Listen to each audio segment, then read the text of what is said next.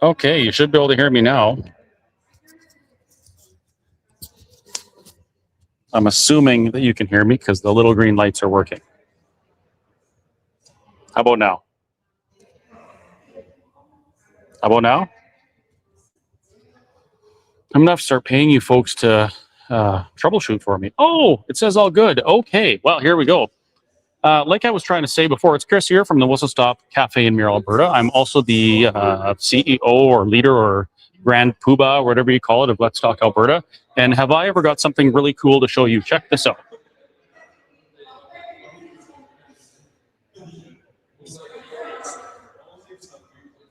Look at that handsome Zane Novak. Look at that. Isn't that fantastic? That's the kind of things we're doing with Let's Talk Alberta. And when you donate to us using the donate link at letstalkalberta.com or by sending e-transfers to letstalkalberta@gmail.com, we do things like this. Now, as you can see, that billboard, that banner, isn't advertising any referendum outcome. It's not advertising about a question. What we advocate for and what we try and facilitate is the conversation. We believe that Albertans are going to face some very important questions in October and subsequently after that, I would hope. And because of that, we really need to start talking about these things together. And specifically, those who disagree with my position, my personal opinion of that Alberta independence is necessary and inevitable, they should be coming here and listening to what I have to say and then challenging me on my opinions. Because if they don't, well, I'm going to vote for something other than what they would want to see. So I believe it's in everybody's best interest to talk, hence the Let's Talk Alberta. Now, tonight, we're a little bit late. We're a little bit behind. I'm not sure why. Maybe it's because it's our first event we've done in a little while. People are a little tired. I was getting pretty burnt out. We had a very successful medieval fair. We catered in Vegreville, which was absolutely fantastic. My friend Jasper was there. And that consumed about 2 weeks of my life where all I was thinking about was that. Also, I did a thing, and I may have bought something that we're going to use with Let's Talk Alberta to travel around and do these events. Something big enough to hold all our stuff and big enough that somebody can go and make me a sandwich while we're traveling. Big enough that when we're way far out of town, we could have a place to stay without paying for a hotel room. And I'm hoping that very soon this thing will be decorated to represent Alberta, because I love Alberta. And as soon as that happens, I can't wait. I'm going to do a live stream from it, and I'm going to lay on the back bed, and I'm going to make purring sounds and talk about how well the bus is running. So anyway, you can look forward to that. I'll see if I can put a picture of what we're doing. Is that necessary? In the comments section. Other than that, I'm going to go inside because somebody wants to honk their horn all night. Anyway, we're going to get started pretty quick. Remember, if you want to support what we're doing, how do people support Let's Talk Alberta, Shane? Go to letstalkalberta.com and there's a donate button right on the page. Also, go on there and share all the posters on there about our upcoming events. Yes, absolutely. Do you know what our next ones are? Yes, our next one is Camrose on the 21st, High River on the 22nd, 23rd is Natin, and 24th is Cowley. Wow, sounds like we're going to be busy again. Yes. Awesome, right? We're going to be busy. So that's how you can support.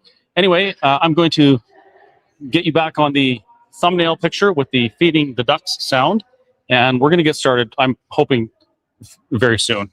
So stay tuned for that. See you shortly. And thanks for being here. How do I do this again? What do I do? This button.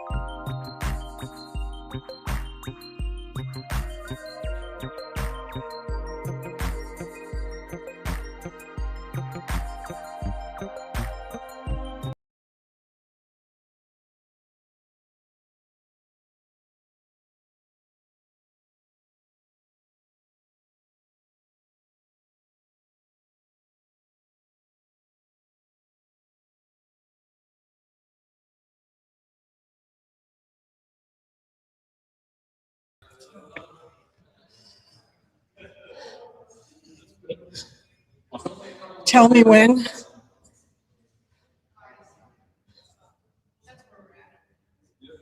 Okay. Good evening. Good evening, Two Hills. Welcome to a Let's Talk Alberta event where the goal is just what the title of the organization says, Let's Talk. And we're happy that you have come here tonight to a safe environment where we're going to have some speakers, but we're also going to ask you to participate later on and bring your comments, your questions, whatever issue you want to bring up. And we'll do that after we have a time with the speakers. I'm just going to get through a few housekeeping issues. The emergency exits, there is, yes, one here to your right, well, to my right. There is another one out through here, and there are two if you go through the main doors. The washrooms are out through the left here and down the hall. We have merchandise tables that you probably all saw as you came in. There's a sign-up table at the back. And that's if you would like to leave your name, the town that you're from, and either a phone number or an email so that if we're back in this area or anywhere close to this, we'll let you know and maybe send you out a poster so that you can spread the word. There are trifolds in the back with a lot of good information on them. There are also lawn signs. Tonight we have 3 speakers, and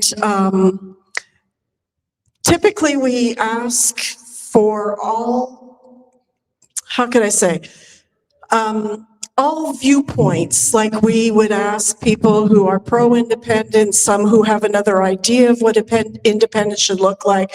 We look for people who are totally against independence, and we invite them to come and share. Tonight, the ones who came have very similar views, but we still would love to hear from you, and if you are of another opinion, that's great. We want to hear from you. What we will ask is during the time that the speakers are presenting, that you would hold any comments, questions, and just save them till the Q&A time after. If you feel uncomfortable asking a question, but you really would like one asked, come and see me at the back table, and I'd be happy to ask your question for you. All right, how many of you have never attended an APP, have never attended an independence meeting like this tonight? Good. So we have some new people. Welcome, and I hope that you will enjoy this, that you'll learn a lot, and that you'll find that your time was very valuable. Typically, we open in prayer. The 3 pillars that we stand on are faith, family, and freedom. So I'm going to ask Patty if she wouldn't mind opening us up in prayer tonight.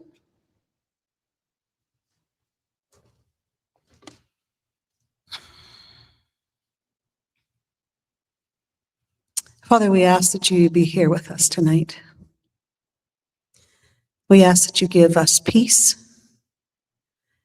and hope.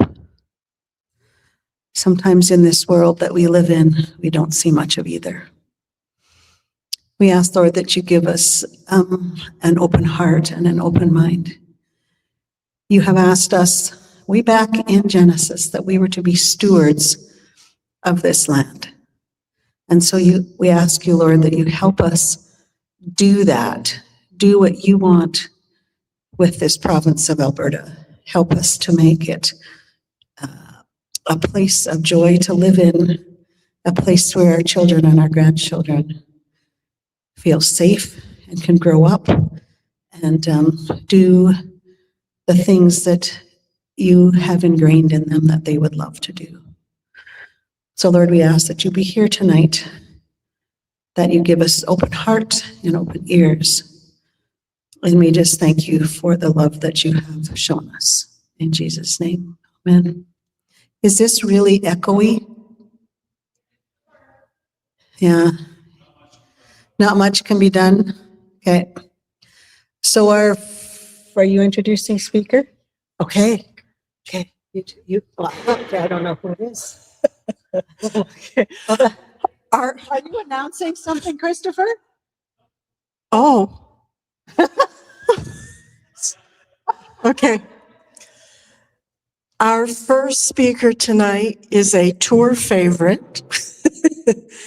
And Kathy has been involved with the independence movement for 7 years now.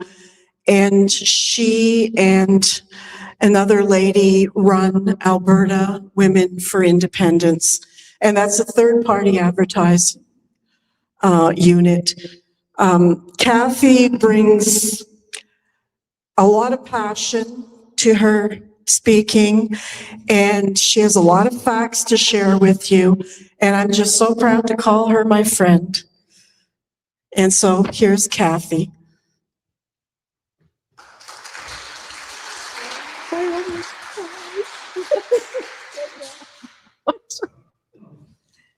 I'm glad everybody came out tonight who did, and especially those that have never come out to anything like this before.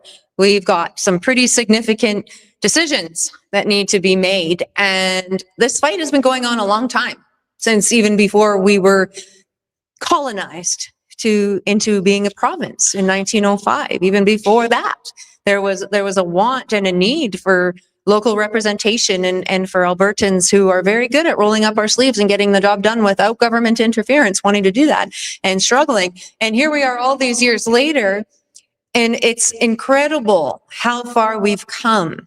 Just in the last 7 years that I've been involved, the things that I have learned about this province, about our people, about our history, is completely fascinating and infuriating all at the same time.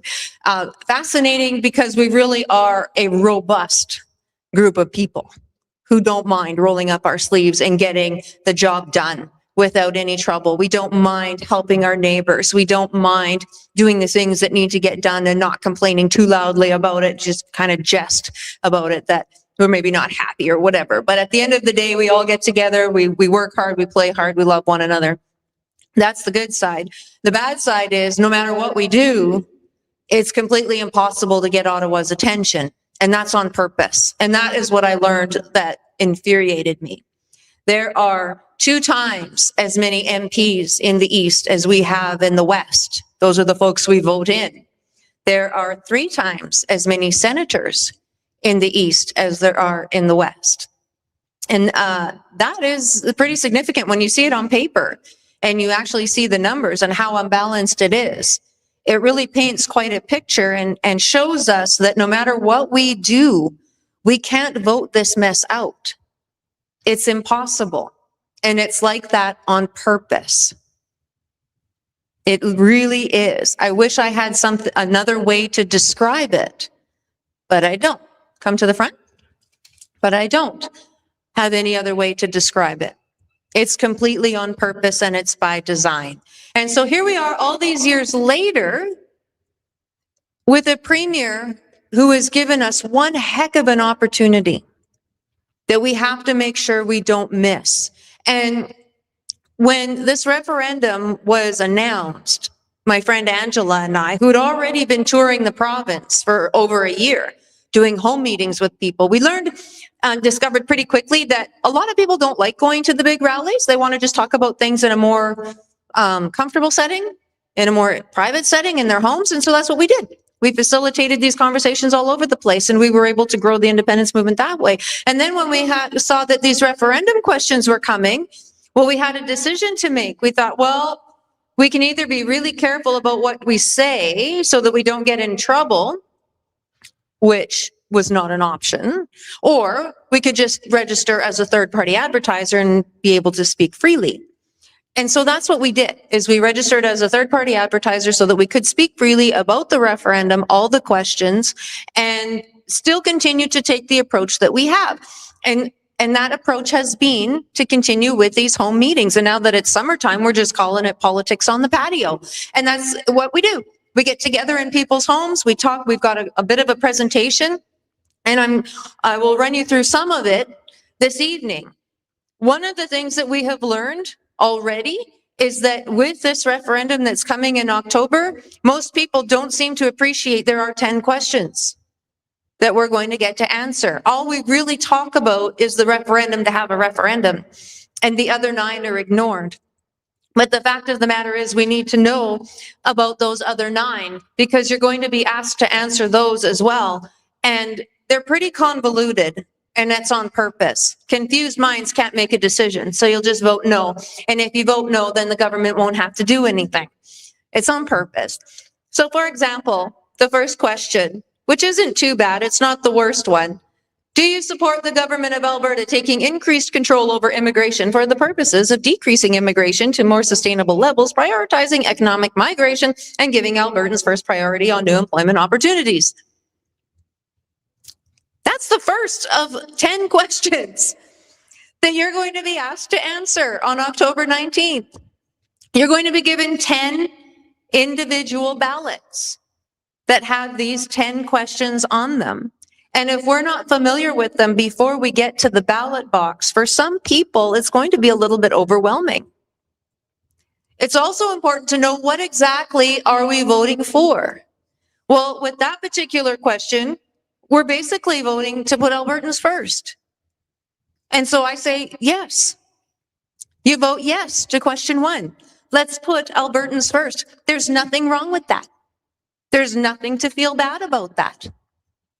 So let's do it. As we work through the rest of the questions, the first 5 are all on immigration.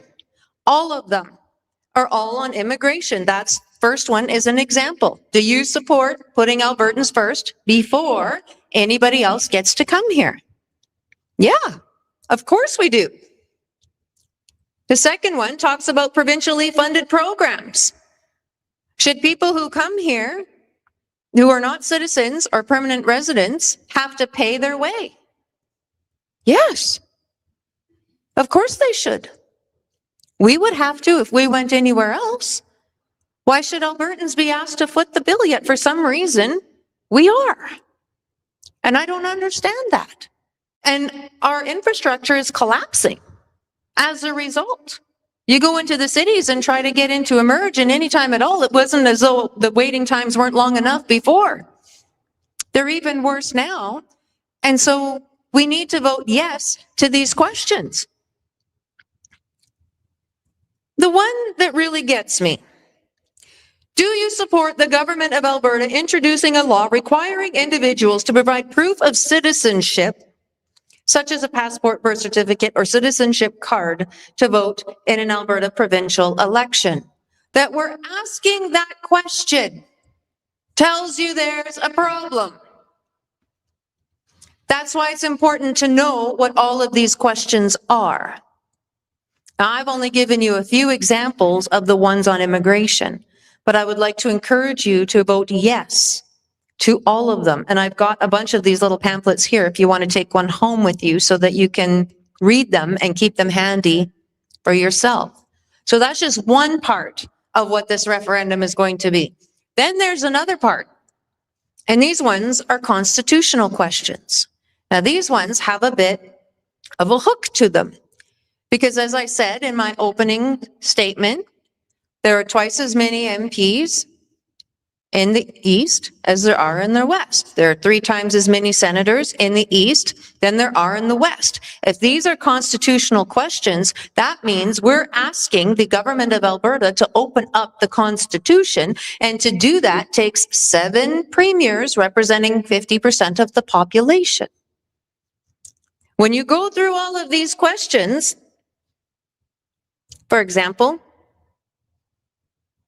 do you support the government of Alberta working with the governments of other willing provinces to amend the Canadian Constitution to allow provinces to opt out of federal programs that intrude on provincial jurisdictions such as healthcare, education, and social services without a province losing any of the associated federal funding for use in its social programs?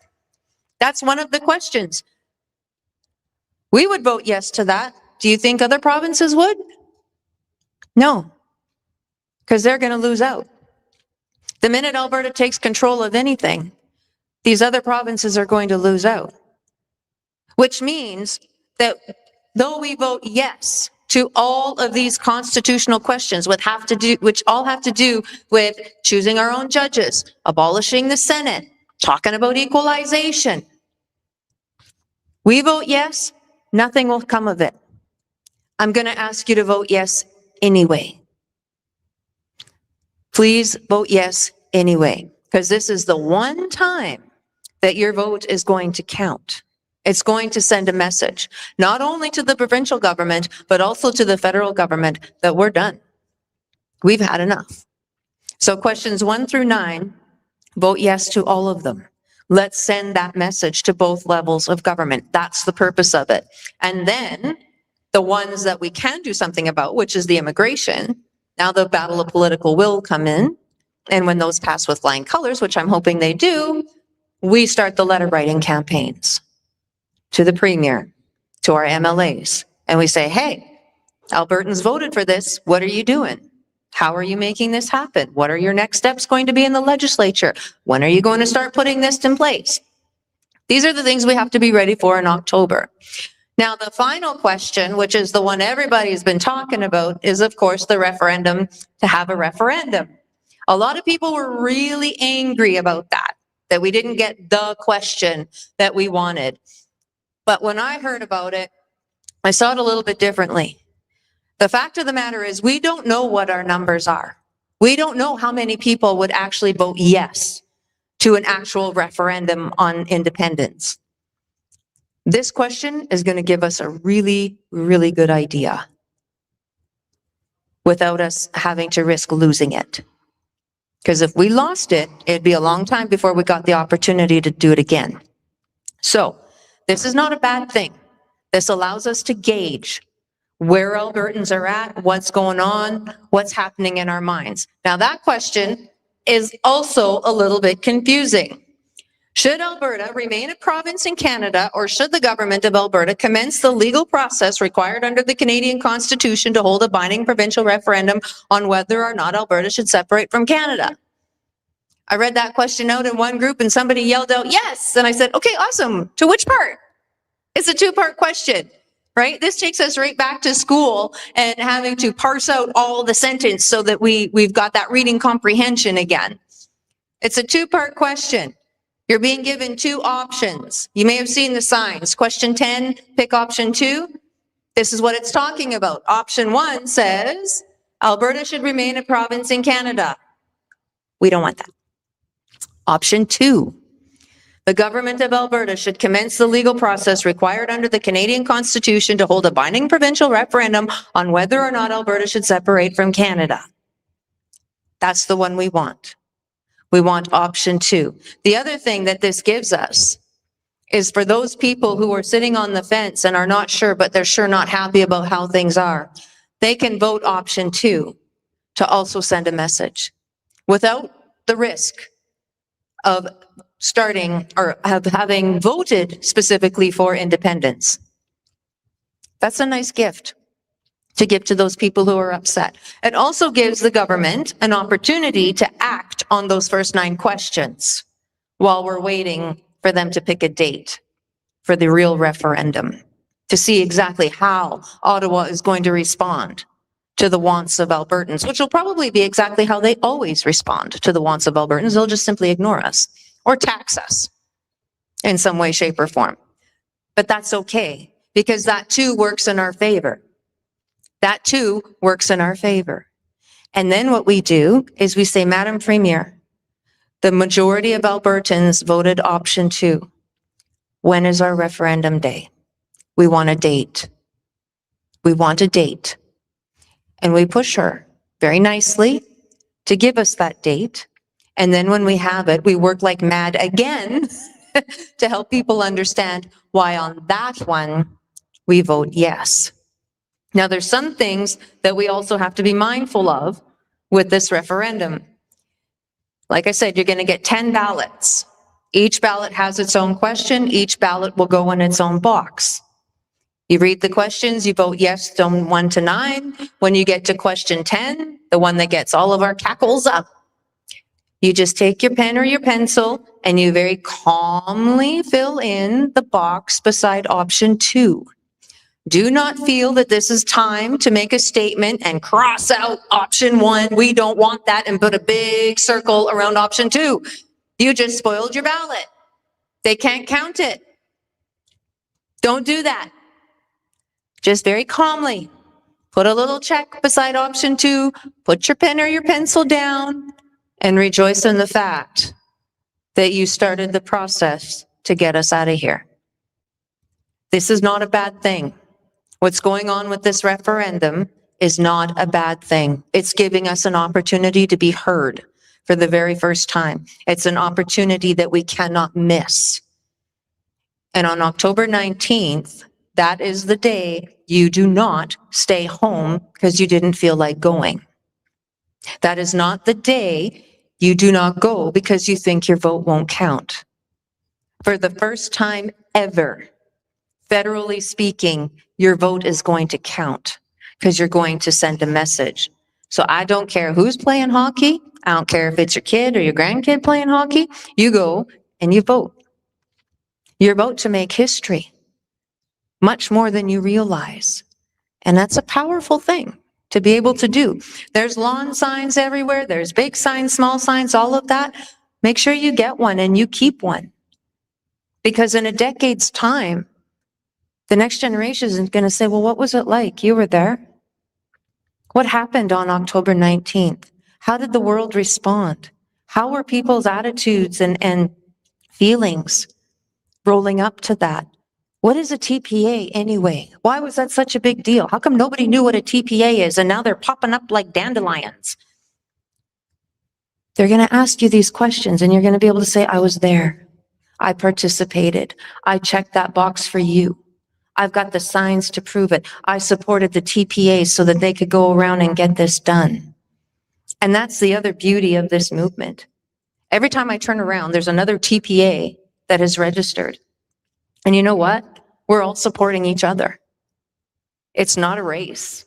It's not like one of us is going to win and one of us isn't. We don't care because we're all pulling the rope in the same direction, which means that 2 things are going to happen. 1, we're going to have way more voices again, spreading this good news, spreading all the information about this referendum all over Alberta. There's a lot of voices doing it. Support one, support them all. You want one of my lawn signs? I got a whole bunch of them in the back of my car. The other thing this does is once again, we've created a game of whack-a-mole. The people who do not want to see this happen cannot take us all out at the same time. It's impossible. Absolutely impossible. So as we're going through this summer, I would encourage you, if you've got people in your world who don't like going to the bigger meetings or they don't want to leave the house or they're just not comfortable going into a public place, have me over. I'd be delighted to come, and there's no minimum. It doesn't matter how many people. But let's talk this through because it's important that every single Albertan who intends to vote that day knows exactly what they're voting for, and we want to make sure we're all educated voters when we get there. Thank you so much for your time tonight and for coming out.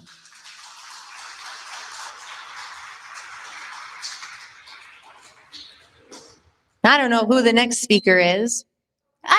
Hey, it's Leighton Grey. Oh, you guys are in for such a treat. So Leighton is absolutely amazing. Oh, I wanted to introduce Leighton. I had a story ready and everything. Okay. Let me do the announcement, then you can introduce Leighton. Okay. So I just wanted to add some clarity here. So the reason why Kathy is here advocating for her TPA is not because Let's Talk Alberta is paying for her to be here. If you have a TPA or you have an organization and you want to come to a Let's Talk Alberta event and address people and talk to them, which is what we facilitate, you pay us. We don't pay for you. So that's why Kathy's here. She is contributing to this, paying her way, and we're not paying for her. So if you are a Forever Canadian person or you're part of another TPA on whichever side of any conversation, you can get in touch with Let's Talk Alberta. You can come and share your opinions with the people that are watching our social media and the people that are attending in person. And that's the door is always open for that, no matter which side of the conversation you're on. So Thank you. back to you. Right. Yeah.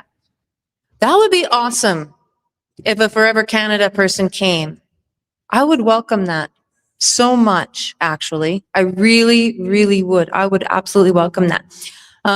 So Leighton, I haven't had an opportunity to get to know him real well, but there's been a few times that we've been able to be in the same spot at the same time.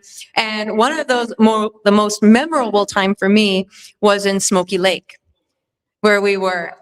And it got a little bit hot, a little heated between him and one other guy that were in the room.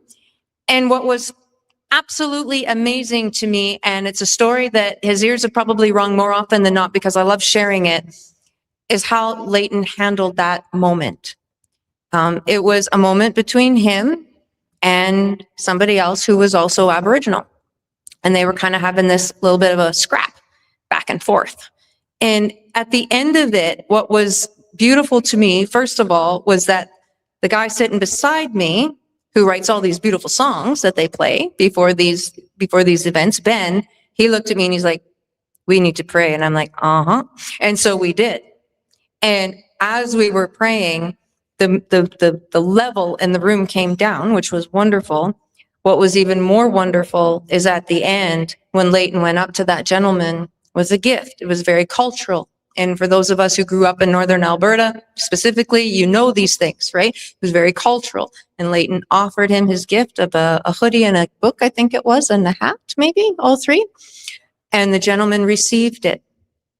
He received it. And he immediately took off his overcoat and he put on the hoodie. And it was amazing to see. And that, my friends, is what this movement is about. It's about making those connections. It's about finding what the differences are between us and building a bridge. And Leighton did such an amazing job of it that night that you're in for a treat with whatever it is he's going to share with you today. So please welcome him to the stage.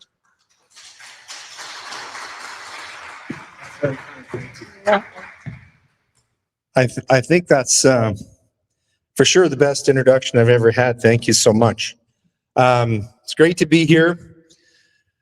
I'm going to talk to you about something that is along the lines of why that Aboriginal gentleman got so mad at me. For those of you who don't know, I'm an Indian. I can show you the card. My great-grandfather was a chief. He's a World War I hero.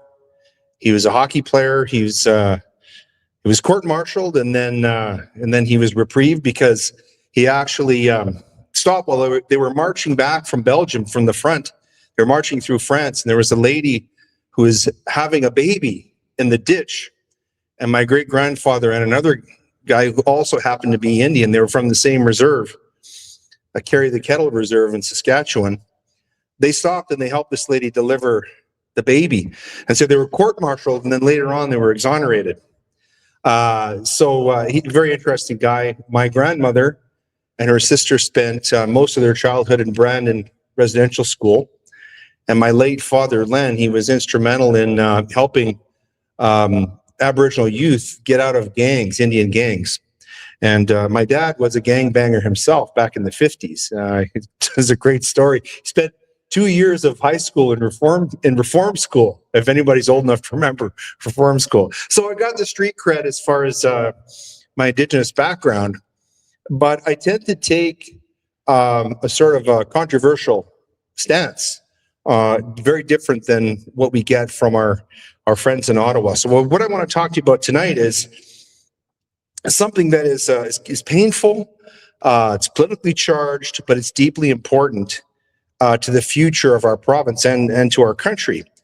The meaning of truth, the danger of public deception, and whether what we now call reconciliation, probably heard that word a lot, is actually reconciling anything at all.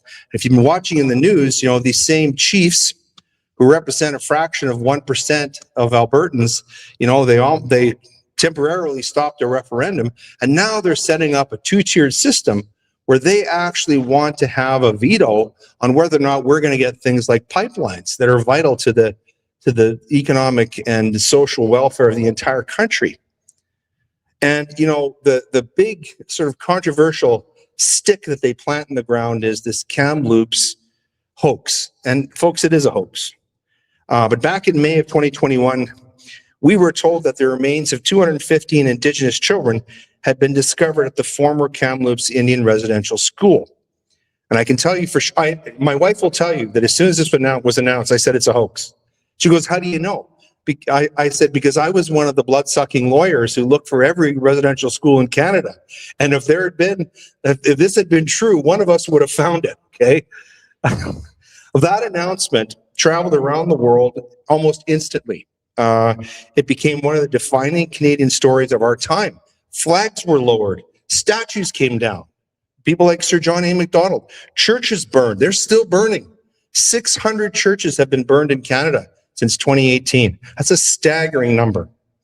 Political leaders expressed shame and sorrow. Remember our good friend Justin Trudeau. Oh, by the way, did you see that video of him bouncing up and down like a bunny? 54 years old. My goodness. Oh, if his mother had any sense, she'd be ashamed of him. Anyway, the country was told that this was a moment of reckoning. That's what we heard. But 5 years later, here we are. We're still entitled to ask some very basic questions about this. What exactly was found? What was proven? What was merely alleged? And how did a story about possible unmarked burial sites become in the public mind a story about confirmed mass graves and genocide? And bear in mind, these chiefs that I was just telling you about, they're talking about making what I'm saying right now illegal. They're talking about making it criminal if you deny this stuff just for asking for proof. Now, these questions are not acts of cruelty, and they're not denial. They're not attacks on survivors, like my own grandmother. They are the ordinary questions that a serious country must ask when a claim of enormous moral and historical consequence is placed before the public. Now, don't get me wrong, the residential school system existed. I've told you that I've had family members who were in it. Children did die in those institutions.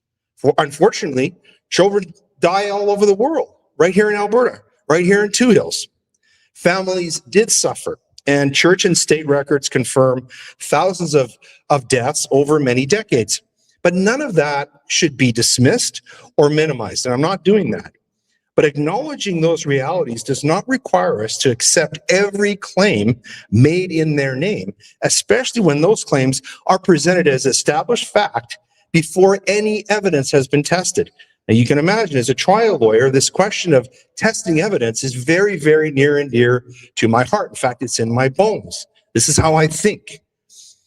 Now, this distinction matters, the distinction between fact and evidence. A country that confuses allegation with proof cannot do justice. A country that treats skepticism as hatred cannot pursue truth. And a country that builds reconciliation on fear, accusation, and symbolic gestures may discover that it has not reconciled any bloody thing at all.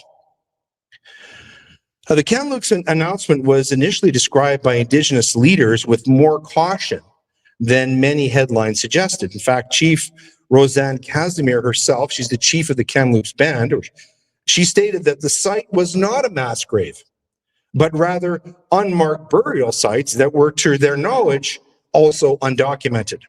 That's pretty careful language. It recognizes uncertainty, and it leaves room for investigation. And yet that careful language was quickly overtaken by a much more explosive public narrative. Many Canadians came to believe, in fact, our kids are taught this in school now, that a mass grave had been discovered at Kamloops. My eldest son, was in an Aboriginal history course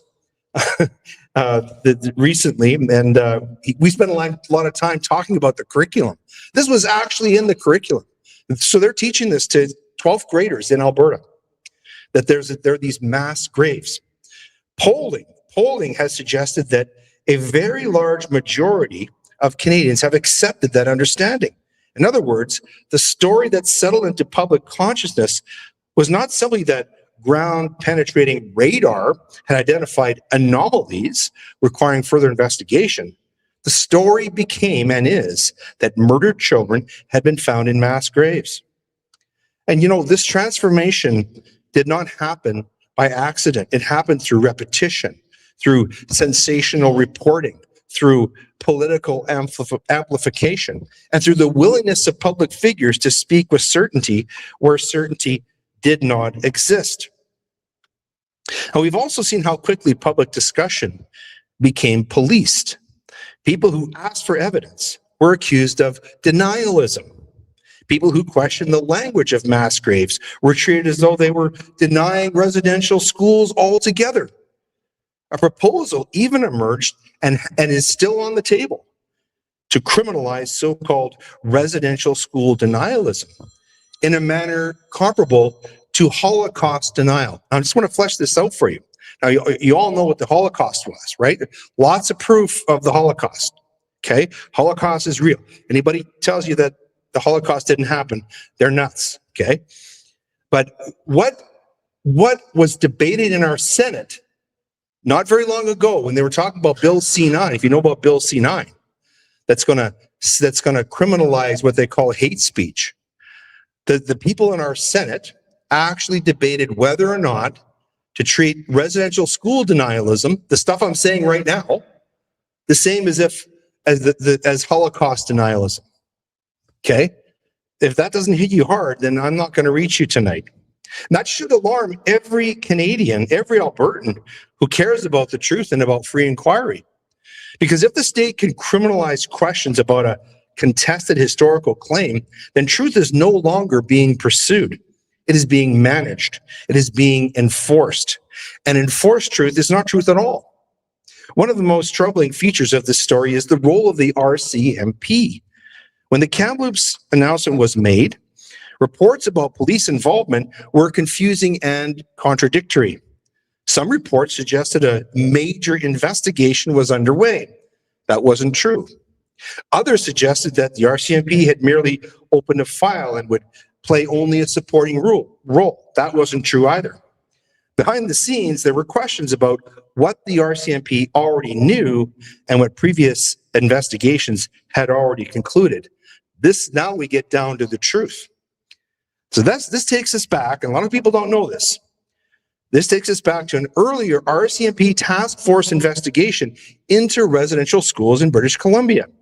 From the mid-1990s until 2003, so fairly recently, the RCMP investigated allegations involving multiple Indian residential schools in BC, including Kamloops. The final report was not released at the time. In fact, the RCMP never released it. If it had been released, the public conversation in this country, I think, would have unfolded very, very differently. What they found through this intensive study that went on for over a decade is that none of these stories were true, that there was no evidence of any abuses, no evidence of any dead children at Kamloops Residential School. The central question is simple.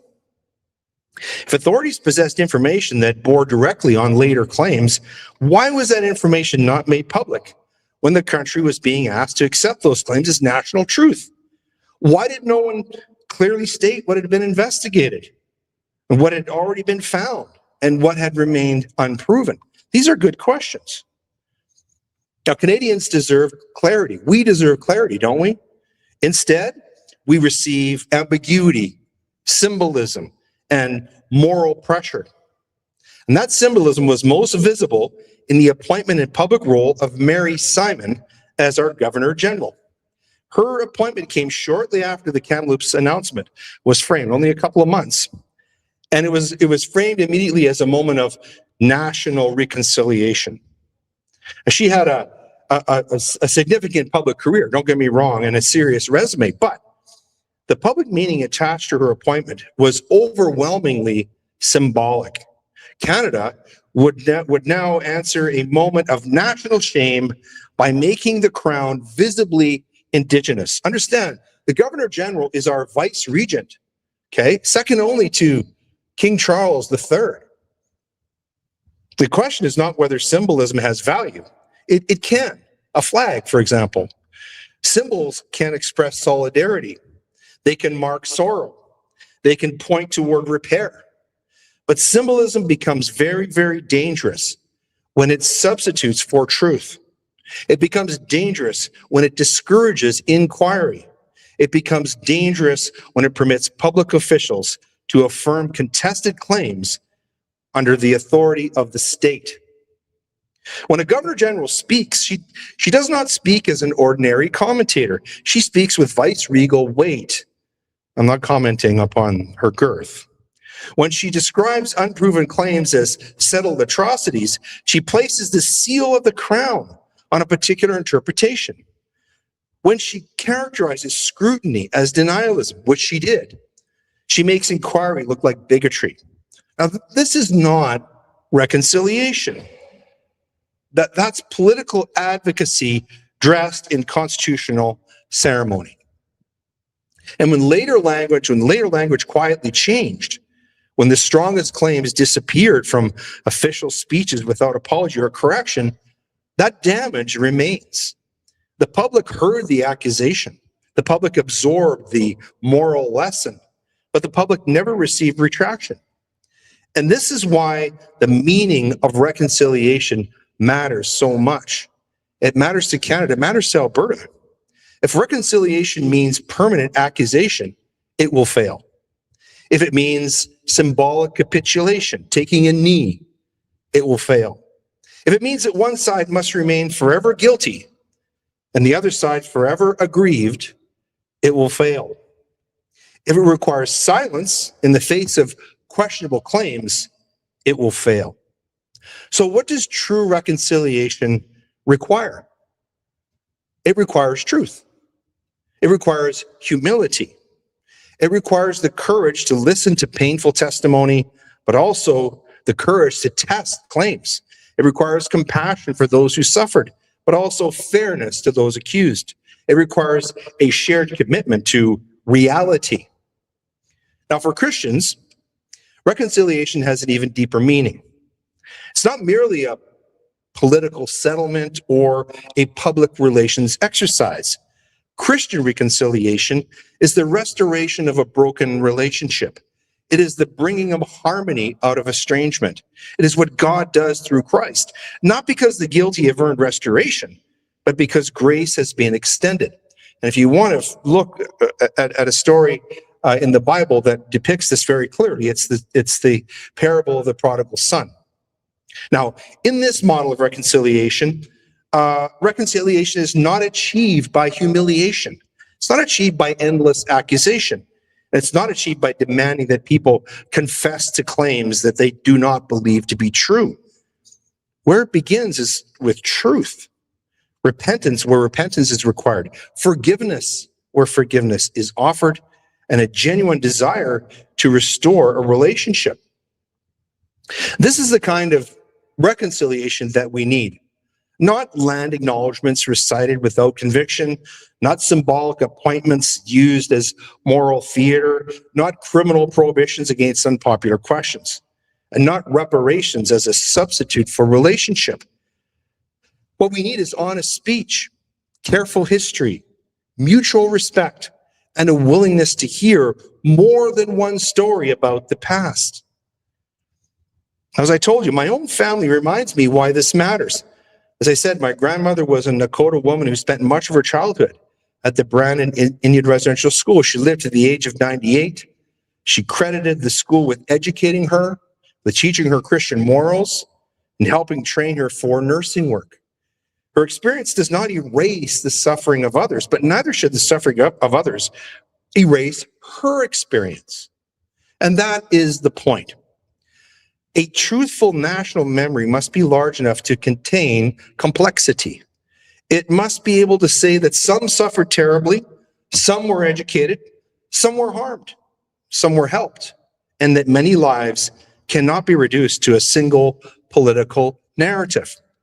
If reconciliation requires us to flatten history into one approved story, then it's not reconciliation. That's propaganda. So, where do we go from here? Well, first, we must recover the distinction between sympathy and certainty. We can show compassion without pretending that every claim is proven. Secondly, we must insist that public institutions tell the truth clearly and completely. If investigations exist, release them. If claims are unproven, say so. If language has been exaggerated, correct it. Third, we must reject the criminalization of historical inquiry. The answer to error is evidence, not prosecution. The answer to falsehood is truth and not censorship. And finally, we have to redefine reconciliation as restoration rather than accusation. If reconciliation is real, it must make neighbors of us again. It must permit us to speak honestly, disagree respectfully, correct mistakes, forgive wrongs, and move toward a future not built upon resentment. We do not need mass deception. We need moral courage. That means citizens like you willing to care for Indigenous peoples without surrendering reason. It needs leaders who understand that compassion and evidence are not enemies. It needs a reconciliation grounded in truth rather than theater. If we can recover that, then perhaps the word reconciliation can still mean what it ought to mean. Not guilt without end, not accusation without proof, not silence enforced by the fist of the law, but the restoration of relationship through truth, through grace, and honest understanding. That is what an independent, free, and prosperous Alberta can offer Indigenous Albertans. Could there possibly be a better offer than that? Thank you very much.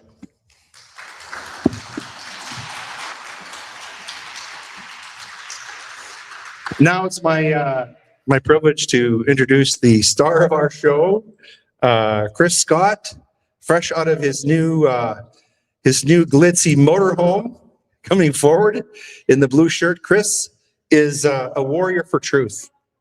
Yeah, he's the kind of person that I described in my piece, who is a truth seeker. He did this during COVID, and I think that he's a person that whose courage and dedication I admire very much. And you know, if you believe in Alberta independence, then I think you have to believe that Chris is a person who's very important in getting us there. And actually, none of this would be happening without him and his team, which includes some other people here that you've probably already met. Anyway, it's my pleasure to introduce Chris Scott.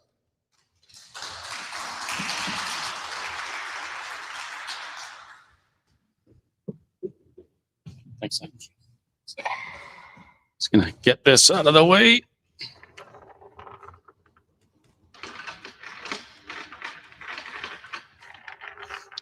I've been told that I shouldn't stand behind a podium because people are accusing some folks like me of being fake AI Russian bots. So while I am Russian, I'm not a bot, and I do physically exist, as you can see.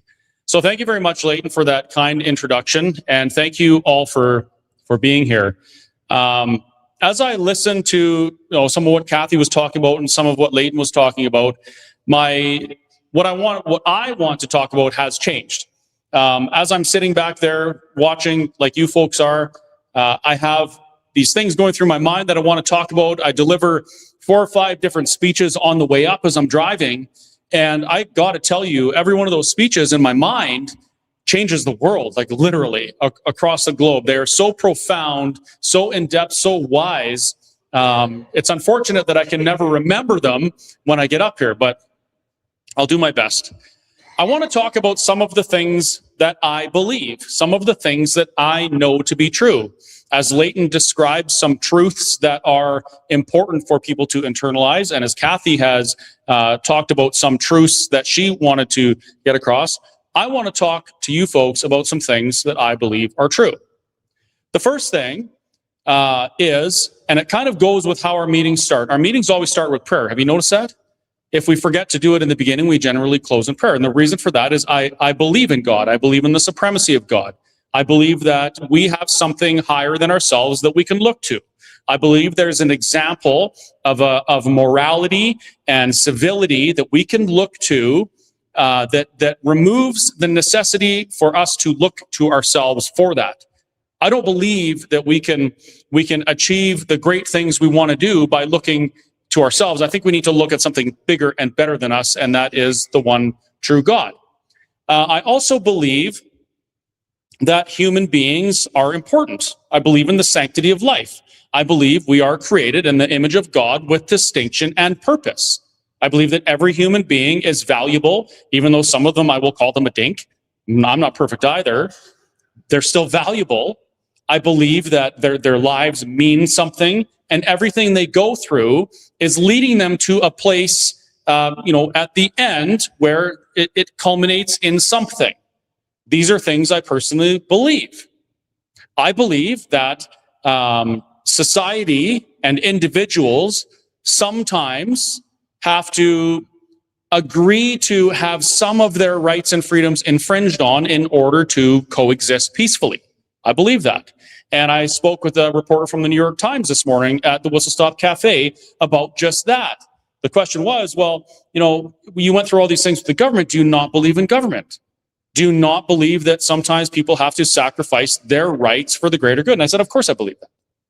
That's how we get along. That's how we don't collide at intersections.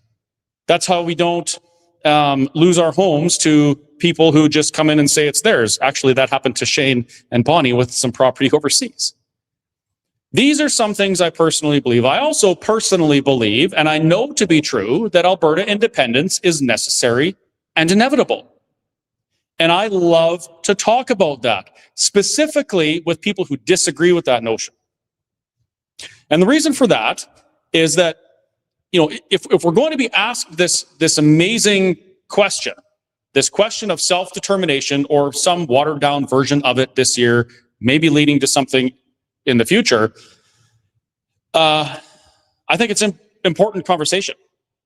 And what we're seeing right now is the opposite of what should be happening. Not from everybody, but we're certainly seeing it. We are seeing examples of violence and threats of violence. At an event last week, I just found out about this. One of our groups was out doing their thing, advocating for the conversation around Alberta independence, listening to people and having discussions with them. And somebody swerved their car at them again and got in their face and spewed obscenities and spoke moistly all over them. I mean, if this was 2020, holy good grief, the government and AHS would have been there in an instant, demanding the masks and the barriers and the bulletproof shower curtains and the whole 9 yards. But this person was obviously emotionally unhinged. And I mean that when I say it. He was unable to control his emotions. And that resulted in him coming back again and saying, I'm going to go home and get my gun, and I'm going to come back and shoot you. Because somebody wanted to have a conversation.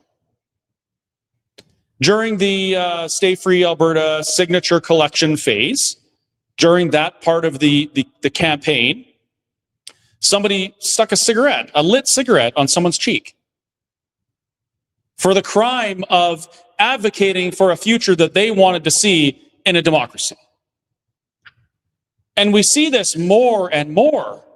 Let's Talk Alberta has been turned down by 5 or 6 different venues over the last few months, which is actually surprisingly low. Other groups have been turned down by a lot more because even your municipal councils do not believe that you are adult enough, grown up enough, responsible enough of a civically engaged Albertan to have a conversation with your peers. And I know that it is true that these things are not conducive to a great outcome for a society. A very amazingly talented and intelligent young man, and I can say that, and it actually hurts me to say it because he was in his 30s, which means I'm calling a 30-year-old a young man, which means that I'm old. Not as old as some of you. He said, when we stop talking, bad things happen. And that is absolutely true. Those of us that work behind the scenes or in the forefront of Let's Talk Alberta, we know this to be true. We know that open dialogue is the cornerstone of a civilized society. No matter what the topic is, no matter what the conversation is. A group claims that there's 215 bodies of murdered children buried on a property. I think that's an important conversation. That is a terrible thing. Who are they? Where are their parents? Where are their families? Let's talk about this. Let's get to the bottom of it. Let's determine the truthfulness of this heinous thing you speak of. And rather than having the conversation, some folks are called a denier. They're protested. They're canceled. Some people try and pass legislation that would jail them for sharing their opinion and asking for evidence when someone makes a claim like that. Did you know that people have stood in the House of Parliament and in the BC legislature and advocated for laws that would jail you for denying that there are 215 bodies buried at the Kamloops Residential School? There are people that stood in the House of Parliament, the place where it literally means like where we speak. And they said, if somebody speaks of such a thing as questioning or as denying or even questioning the evidence of the Holocaust, they should be jailed. I know that it's true that those types of laws are not in our best interest. I know that it's true that we need to talk about these things. I know that it's true that people who disagree with me should be sitting in these front row seats. Because I've spent the last 5 years of my life on and off advocating for a different future for Alberta than what the status quo is currently going to give us. I've been an advocate for Alberta independence, for Alberta sovereignty.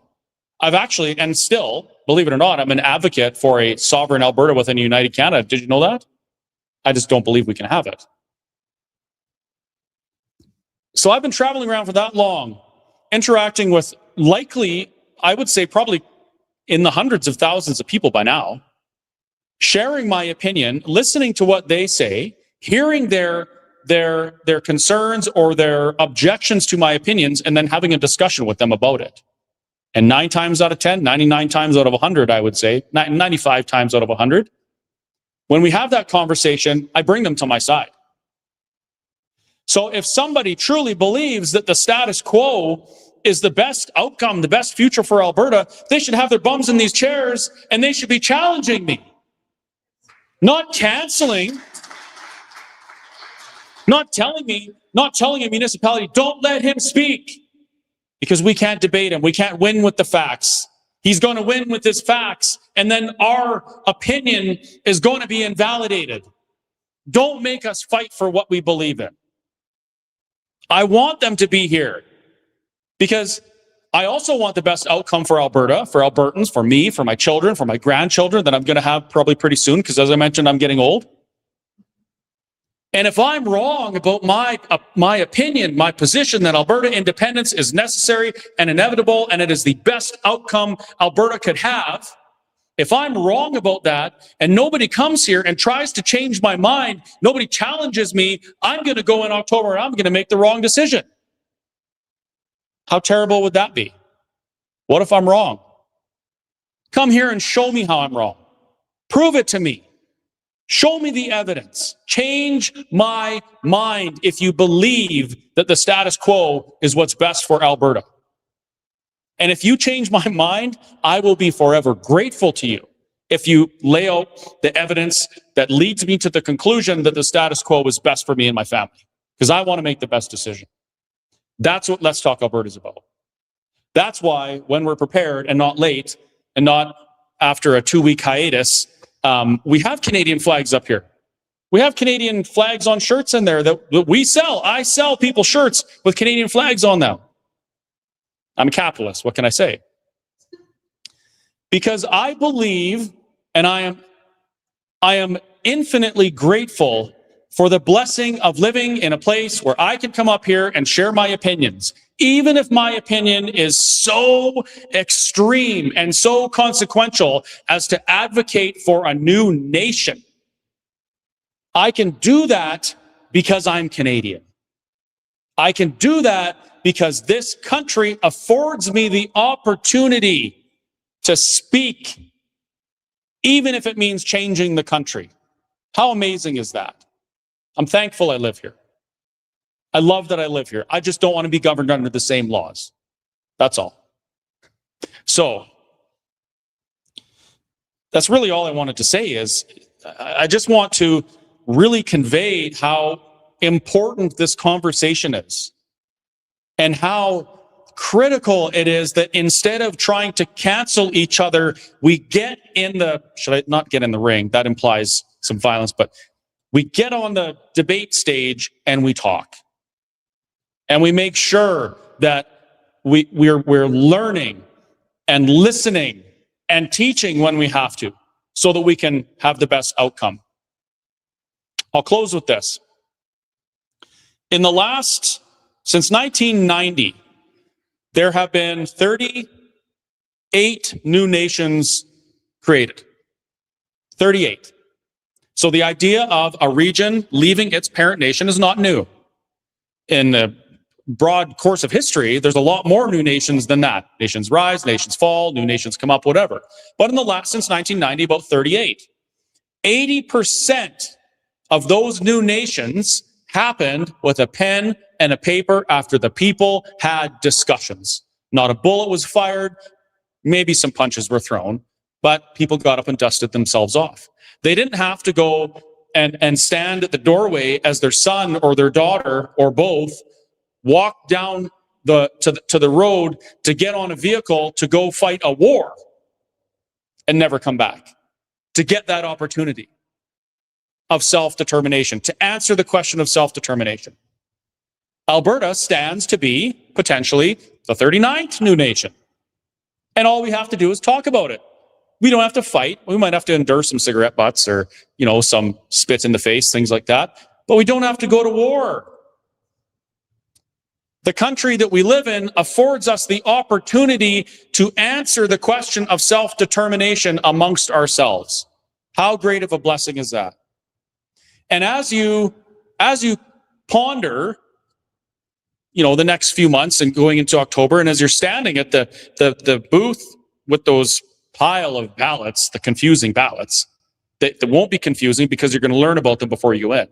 As you're standing there, please remember how many people wanted what you are going to get handed to you on a silver platter. And all you have to do is give your time. Remember how many people had to give their lives to answer the same question. Even the United States, the greatest experiment in freedom the world has ever seen, 250 years of freedom, not perfect, for better or for worse, they're still free. They just celebrated their 250 on July 4th. Tens of thousands of lives were lost in their quest for self-determination, and you get it for free. No, sorry, you have to give your time, maybe donate to some TPAs, maybe donate to Let's Talk Alberta, help fund our advocacy to facilitate the conversation. So there is a small sacrifice to make, but it's certainly a lot smaller than watching your children go to war. And be thankful for that, regardless of which side of the conversation you're on. And let that knowledge of the sacrifices that others have had to make to achieve, to get the same opportunity you're going to get, let that weigh very heavily on you. For those of you who are here and those of you that are watching, for those of you that are going to watch later, let it weigh very heavily on you, the burden that you carry of the responsibility of answering that question. If you don't answer the question or you don't learn about it before you do it, that is a huge disrespect to those who have gone before us that afforded us this opportunity. The people that fought in the wars under the Canadian flag, they didn't fight for that flag, they fought for freedom. They fought so that you folks and me would have the opportunity to maintain the freedom that their lives, losing their lives, gave us. Let's remember that in October, not just in November. Let's remember it every day. Anyway, thank you for listening to my very long-winded speech. I'm sorry it wasn't the earth-shattering, world-changing one that I had come up with before. I'll try and remember for next time, so tune in next time. In the meantime, we're going to take a 10-minute break. In the foyer, as you've noticed, there is some amazingly beautiful Alberta-themed and some Canadian-themed merch that you can wear proudly. It's all overpriced for a reason. It's because that's how we fund these things. That's how I can afford to be up here. But there's two parts of it. When you buy something from someone out there, whether it's one of Leighton's great books, by the way, and yes, I've read half Leighton. I'm going to get to the other half as soon as I find it. I brought it somewhere with me and now I can't find it. When you do that, you're helping us continue to do this work because it's not free. Also, Brad, I see, is holding a yellow bucket. It's a very threatening looking bucket with a hole cut in it, roughly the size of a Canadian peso bill. So I think what's going to happen is Brad's going to pass that bucket around, and you may as well do it right now because there's a small crowd. We can just get it over with. If you can, please consider supporting the work we're doing by throwing something in the bucket, not your chewing gum. It has to be something that we can exchange for goods or services because that thing outside doesn't fuel itself. And after this is done, I'm going to keep talking until you get the bucket thing finished, Brad. After this is done, we're going to take a 10, 15-minute break. You can mingle. You can visit the other speakers. I'm going to hide because I don't like people. And then we're going to come back. I'm just kidding. I won't hide.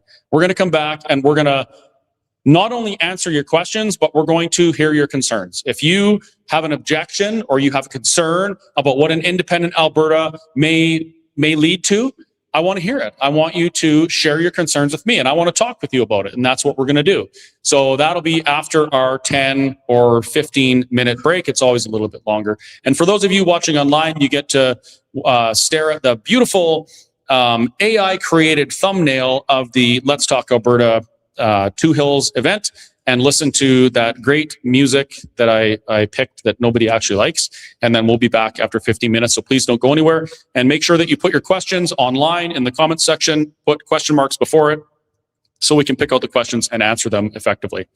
And I see Brad is almost done passing the bucket because the crowd is quite small. So I'm going to exit stage left. I will see you in the foyer next to the overpriced merchandise. Thanks again for coming. And I'm excited for the Q&A.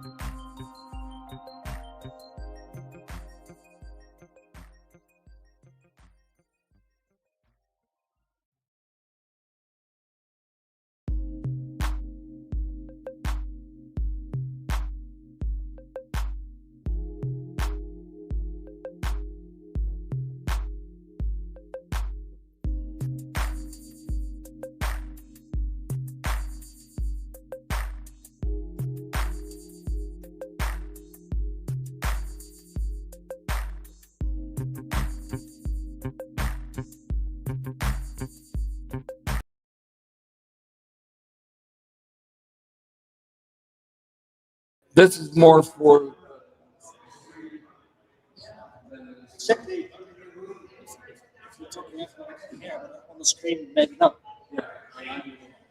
Ready? Okay, we're ready to get ready to go here.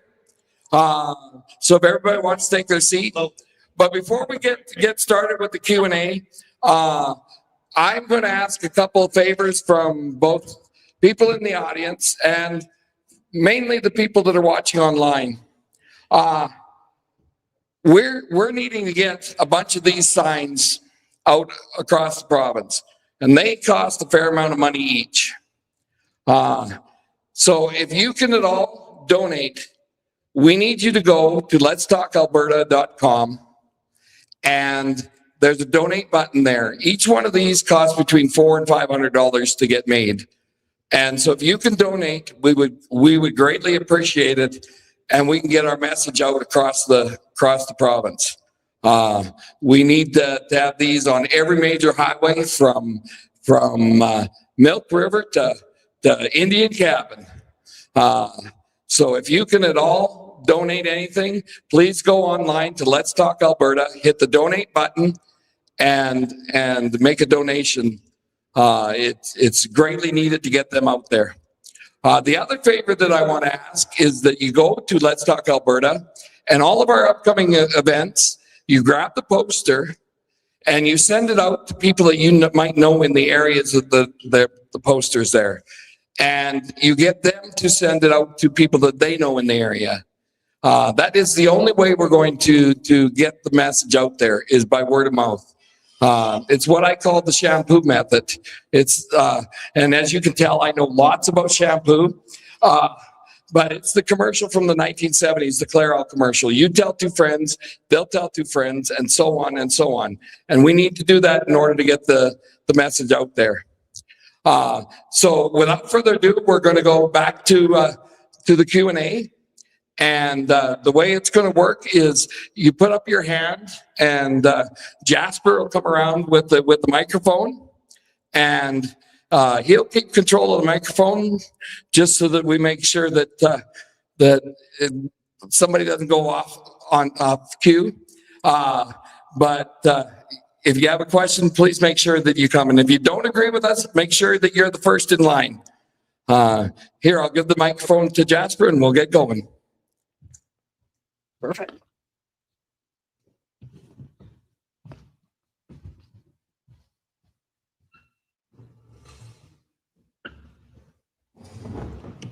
Now we're going to take some questions from as Ben calls it, the inner tube land.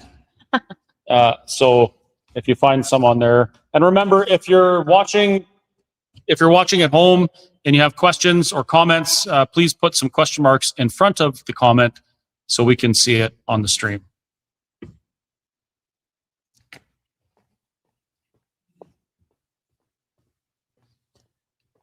You state your name and your question. I'll hold your mic. Okay, sure. Lindsay Haig, right there. I really don't have a question, but one of the things that I find, I'm not on social media. I refuse to be on social media. And the only reason I know about this event was because Leighton was at my golf tournament. And he said, "Are you coming to this event?" And I guess the point I'm trying to not make, but is there another avenue or another way to get to, let's say, someone who's conservative and does not want to be on, like I want no footprint on Facebook or Twitter. I'm not doing any of that stuff. That we can communicate to these other people like me, so that we know when you're coming to town, because I feel you spent a lot of money here today, and I'm very, very thankful that you are here.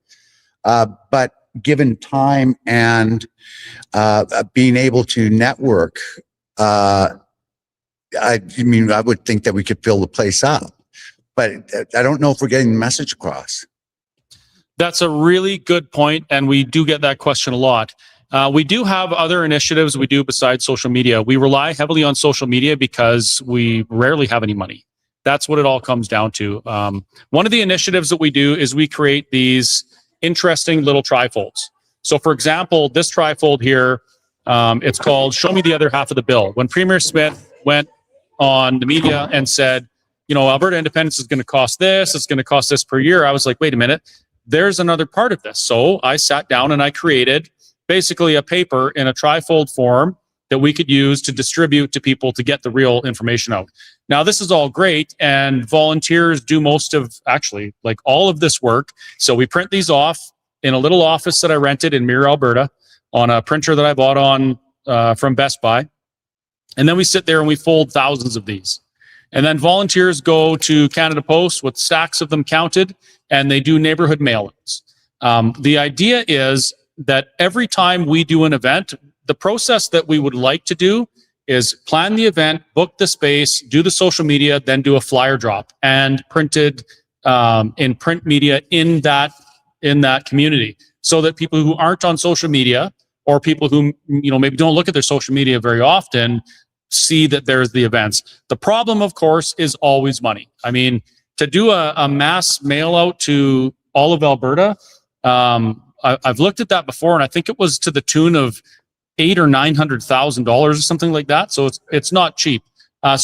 When people donate to Let's Talk Alberta, that is one of the things we do. Like the last few meetings, we've done some print stuff. This one, I don't think we did a mail drop, but the one in Nanton, we're working that right now. That's one of the ways we do it. And another thing is we always bring and make available online these trifolds. So you can take a stack of them, leave them on your coffee table, bring them to your place of work, whatever, give them to your friends that might not see it on social media.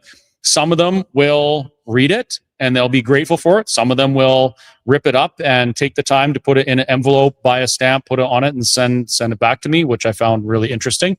But that is one of the ways that we want to reach more people. But at the end of the day, it's all in the name of the organization. There's not a lot of people here tonight, but when you folks leave here, if you've learned something, maybe you're emboldened to have some conversations that you wouldn't normally have.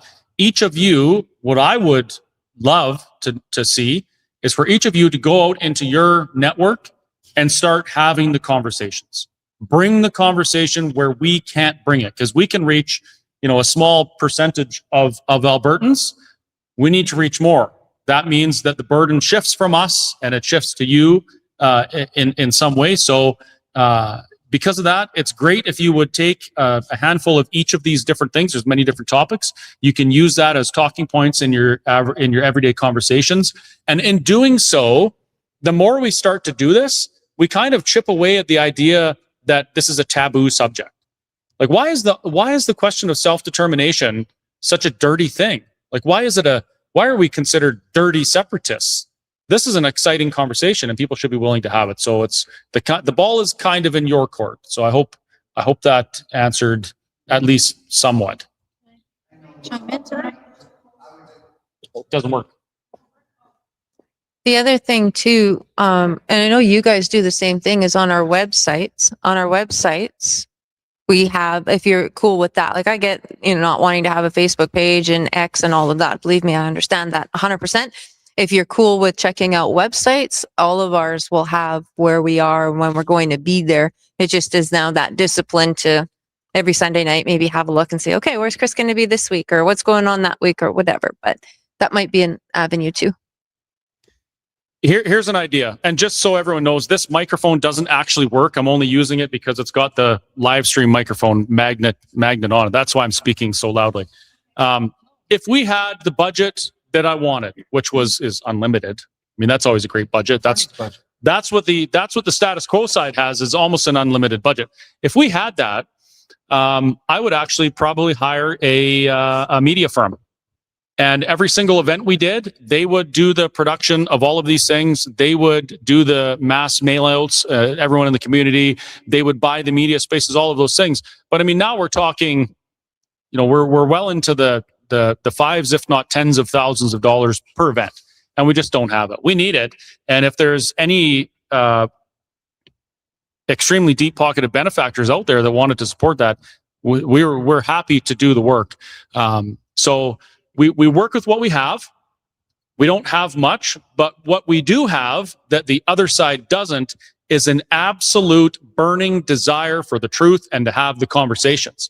And that's kind of what we, should I say, arm ourselves with? That's what we equip ourselves with when we go out into the world with these conversations. So short of an unlimited budget, we work with what we have.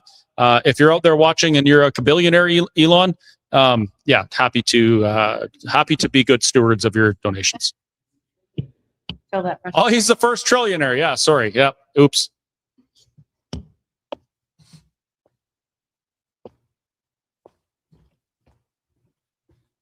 Hi, Jaron Saskew. I'm very thankful for you guys coming out today. I just wish more people were here like you do, but that's okay. We can spread the word. My question, I asked Kathy this earlier. For every person that signed the petition, how many people do you think there are that didn't sign because of any reason of being scared or didn't want their name on the list or someone else to find out about it?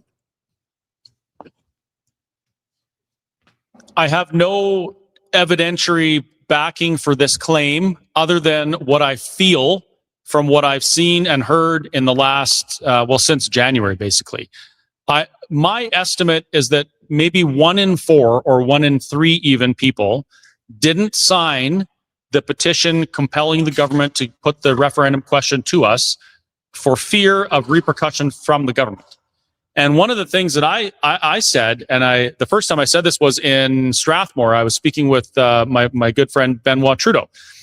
Someone asked this question. Well, what if the government does something to me for doing this? And I say, listen, if you live in a place where you're worried that the government is going to punish you for participating in democracy, you need to participate in democracy even harder, right? So that's a very good point you bring up. There were a lot of people who did not sign because they were fearful of government repercussions. There's a whole nother group who didn't sign because they just couldn't deal with the logistics. And there was people who they couldn't provide proof of residential address. They got frustrated. Some people came in, they're like, what do you mean my driver's license isn't good enough? Well, I'm not signing that, that kind of thing. So there's a number of reasons why people couldn't. I think it's more important to think about how difficult the process was in the middle of winter and how many people did sign. Like, that is a monumental feat. The last time I saw a petition come even close, not counting the Forever Canadian petition that included people from outside of Alberta and cartoon characters, as my friend Jeff says, and all sorts of things, was during the NDP's tenure of terror in Alberta. And we gathered 198,000 signatures under the leadership of Mr. George Clark to protest the carbon tax and Bill 10, right? This has never happened in Alberta before. So to get 300,000 people to cast their fears aside, do the extra work to provide the documentation to sign, and then find a place to sign, I think that is a very, very telling tale. And alternatively, or conversely, it's a telling tale that 400,000 people on the other side of the conversation also requested a referendum on that question of Alberta sovereignty. So it's significant, even though people didn't go out of fear. I'd also add this, people who are afraid of getting in trouble for signing a petition, I would say, are afraid of the wrong thing. Can we agree that the primary job of government is to keep the citizens safe? Can we agree on that? Well, here's some scary stats for you. Under the Liberals, extortion is up 330%.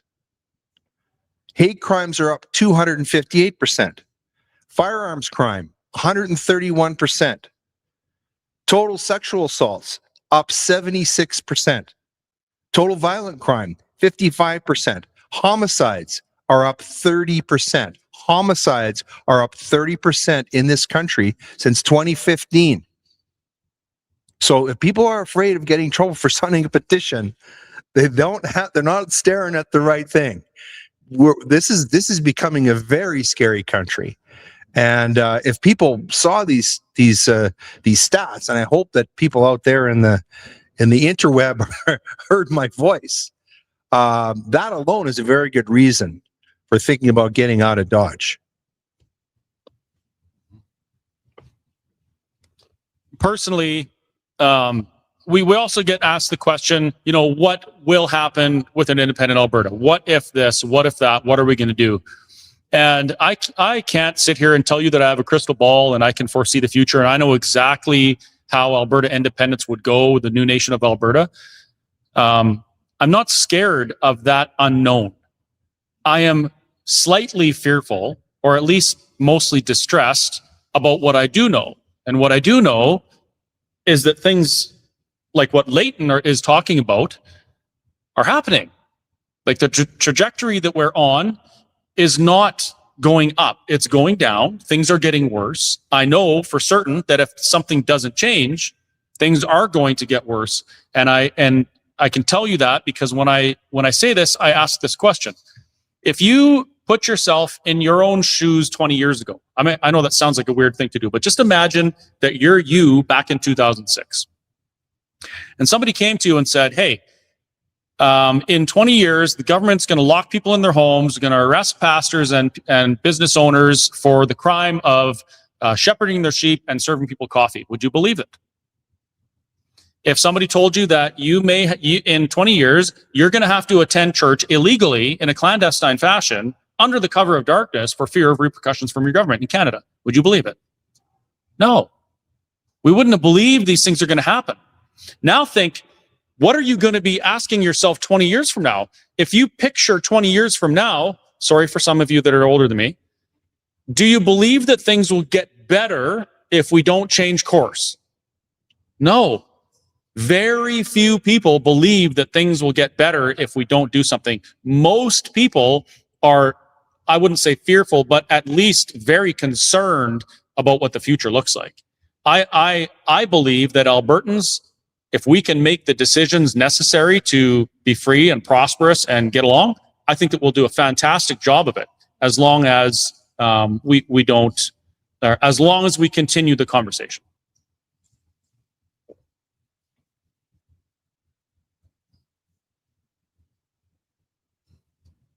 Great job, guys. Can I ask you something? Yeah. If I said to you that in the last 10 years, a country had killed 103,000 of its own citizens, would you know what country I was talking about? You probably think it was Iran or maybe China or, Somalia or some other place where, people are fleeing from to come to Canada. But it's Canada. The fourth leading cause of death in this country is homicide of our own citizens by our government under a program called Medical Assistance in Dying. And by the way, this might shock you too, 96% of those people are what's called old stock Canadian. You know what old stock Canadian is? Look in the mirror. That's you. Okay, old stock are not recent immigrants. You think this is an accident? Doesn't sound like an accident. 100,000 people being killed in an accident, that's front page news. How many of you knew that statistic that I just told you? That's your government. That's your federal government killing you. There was a guy in London, Ontario. He was a former military member. He was suffering from post-traumatic stress, had some depression problems, some addiction problems. He asked for help.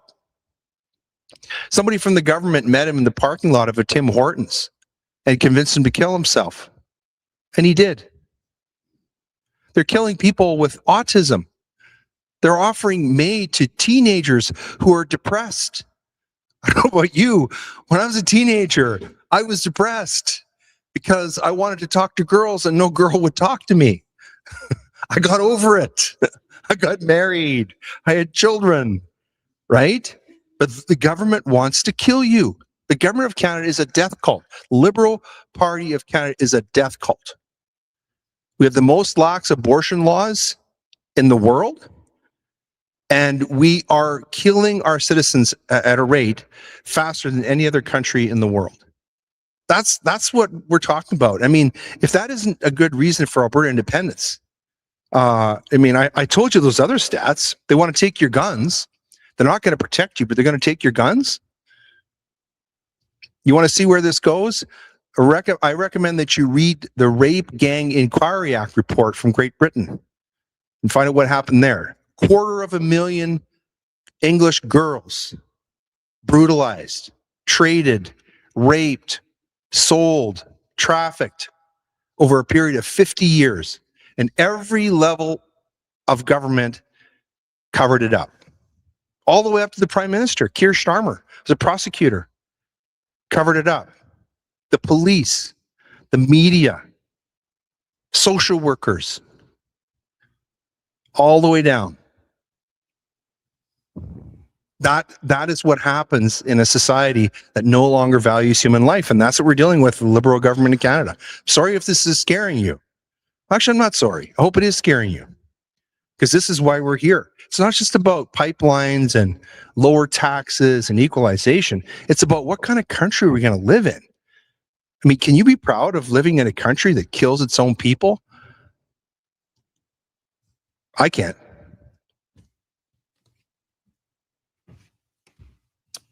Sometimes the conversations are uncomfortable, but they have to be had. Otherwise, nothing changes.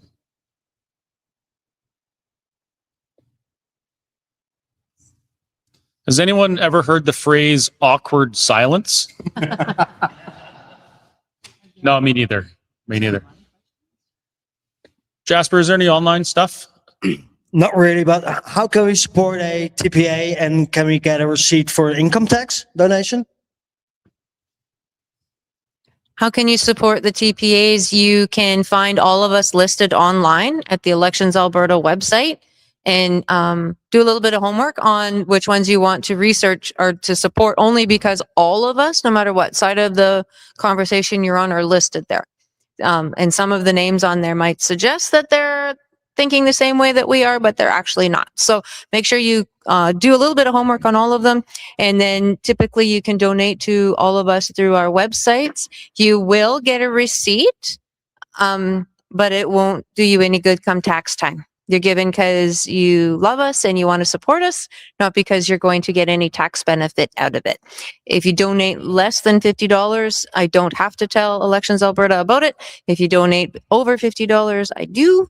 And if it's over 250, I think, then we have to, your name goes up online for everybody to see how amazing you are and what a little rebel you are. So that's how that works. So Maximum is 5,000 per person or a company that you can donate. You get the tax benefit after. That's right. Exactly. So that was the question from Rosemary. Has anybody else a question about something? If I can just add a little bit then to what these guys have said. Yes, On please. our signs, we've got family, community, sovereignty. Those are the three words that we've chosen to run with in our campaign, because without sovereignty, you can't have the first two. What we've seen happen in this country and in this province is the degradation of the family, which then degraded our communities, and now that has degraded our sovereignty. And we are on a mission to get that back. We want moms to be proud of being moms. We want dads to be proud of being dads. We want communities that thrive again and support one another, where you see everybody hanging out on the street, having a conversation, as opposed to just being burrowed up in their homes because they're afraid of who their neighbor might be. We want to see people thrive and be able to achieve the things that they've given themselves to achieve, or at least be able to try. To have the opportunity to try and fail and get up again and do it again, knowing that their family and their community is going to support them. And the only way that we're going to ever get that back, which, by the way, is what Alberta was built on, was family and community. When you go to any one of these small towns and you look at the history of the people who came and settled this place, the first thing they built was a church. The second thing they built was a school. And that school and that church was the heart of that community. And at the heart of that, of course, was the family, because they had some sovereignty. We need to get that back. And that's where it's at. So vote yes on all those questions. And option 2.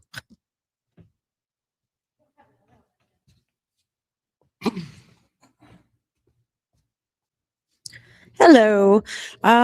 In these discussions of sovereignty within Canada or outside of Canada, one of the number one topics that's brought up is of benefits, pension plan or EI or healthcare transfers, federal transfers.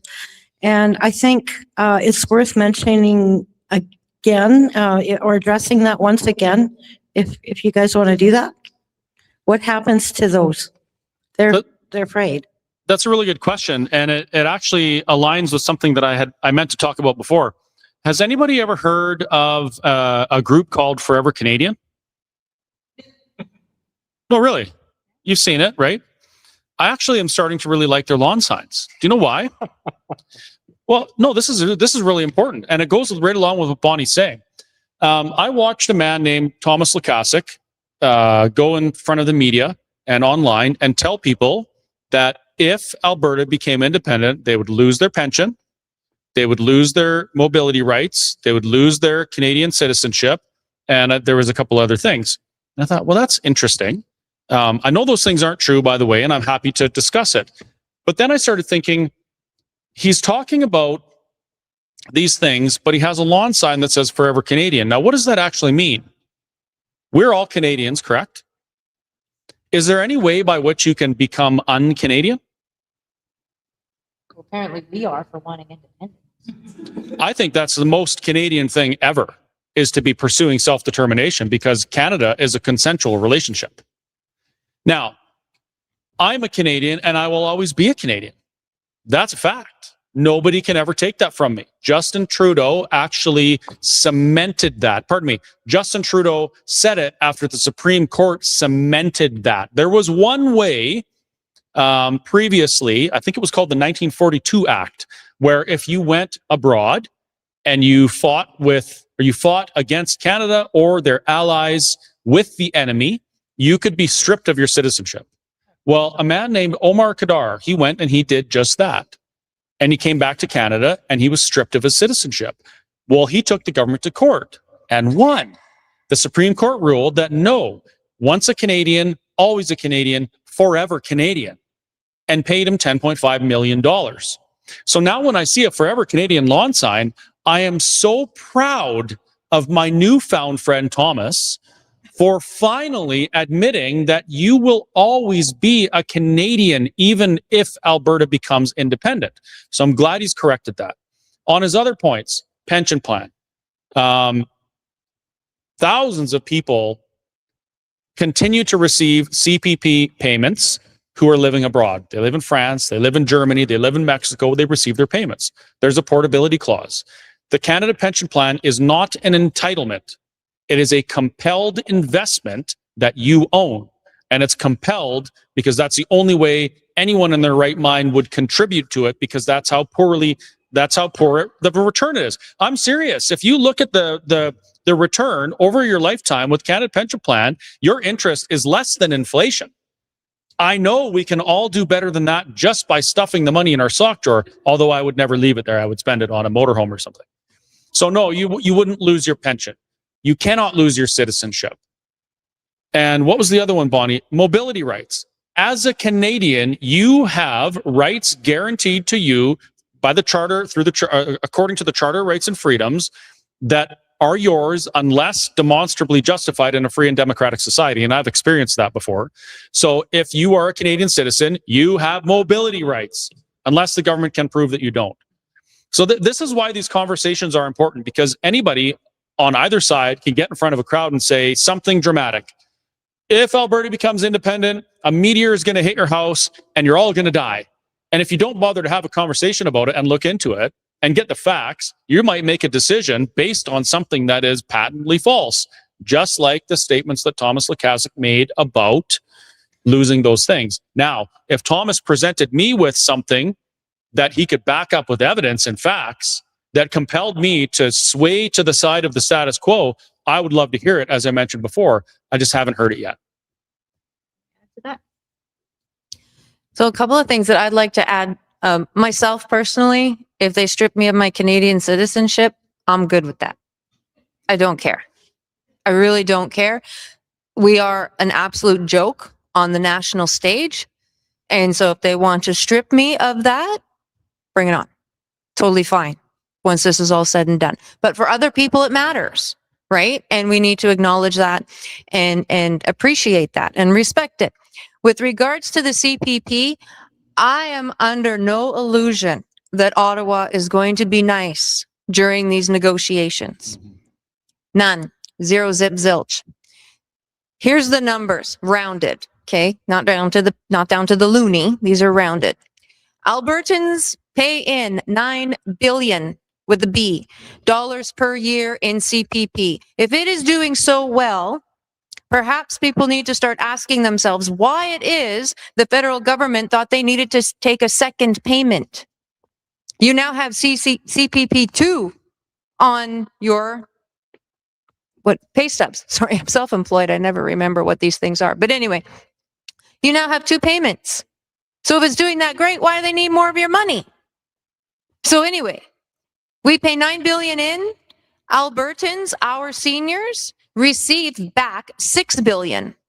That's a $3 billion cushion every year that the feds don't want you to know is ours immediately when we pull out of that. So if they said to us, well, you're not getting your CPP, we have every ability to say to them, bye-bye. Oh, well, have fun. We will be looking after our seniors from here on in, thank you very much, and making sure that none of them are living off of cat food, because that's not how we roll around here. And furthermore, once we start taking over managing that money, it is not going to be losing money every year, as the CEO and president makes $6 million a year, while our people are going to the food bank. Let that sink in. So what do we have to lose? Nothing. Absolutely nothing. And as far as all of the other social programs that are out there, how nice is it going to be when we can start to put things together in such a way that much of that is not going to be required, because you're not going to be taxed to death. You're no longer going to be taxed at 30, 40, 50% of your income just so they can give it back to you because they're so nice. It'll stay in your pocket where it belongs to begin with. This is what we have. We got to change our mindset about this. It's not at all what benefits you're going to lose. It's completely about what are you going to finally keep of your hard-earned money. What are you going to keep that the government isn't going to take away and then be so kind to give it back to you? That's where this is going to go.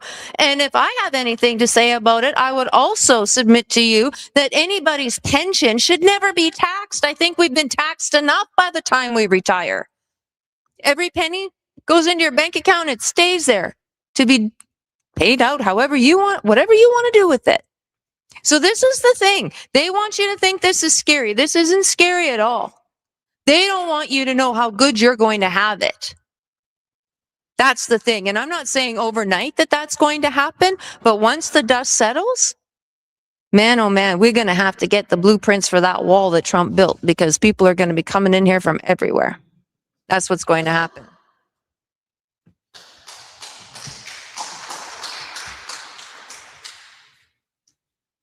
I've got an online question from Campbell Schumann.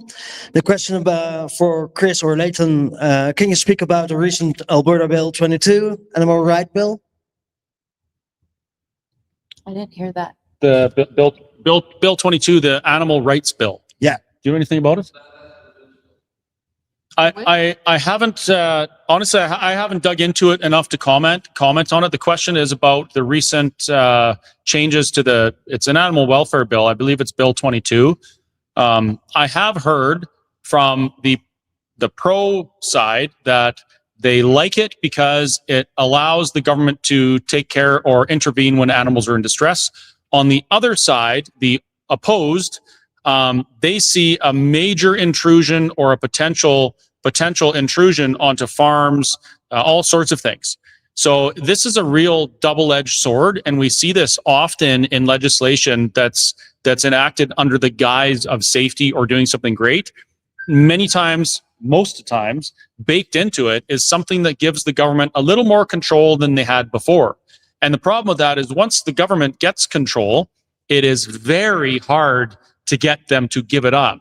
So, you know, we have to pay much closer attention to these bills that are being passed, regardless of whether Alberta is a province or a nation.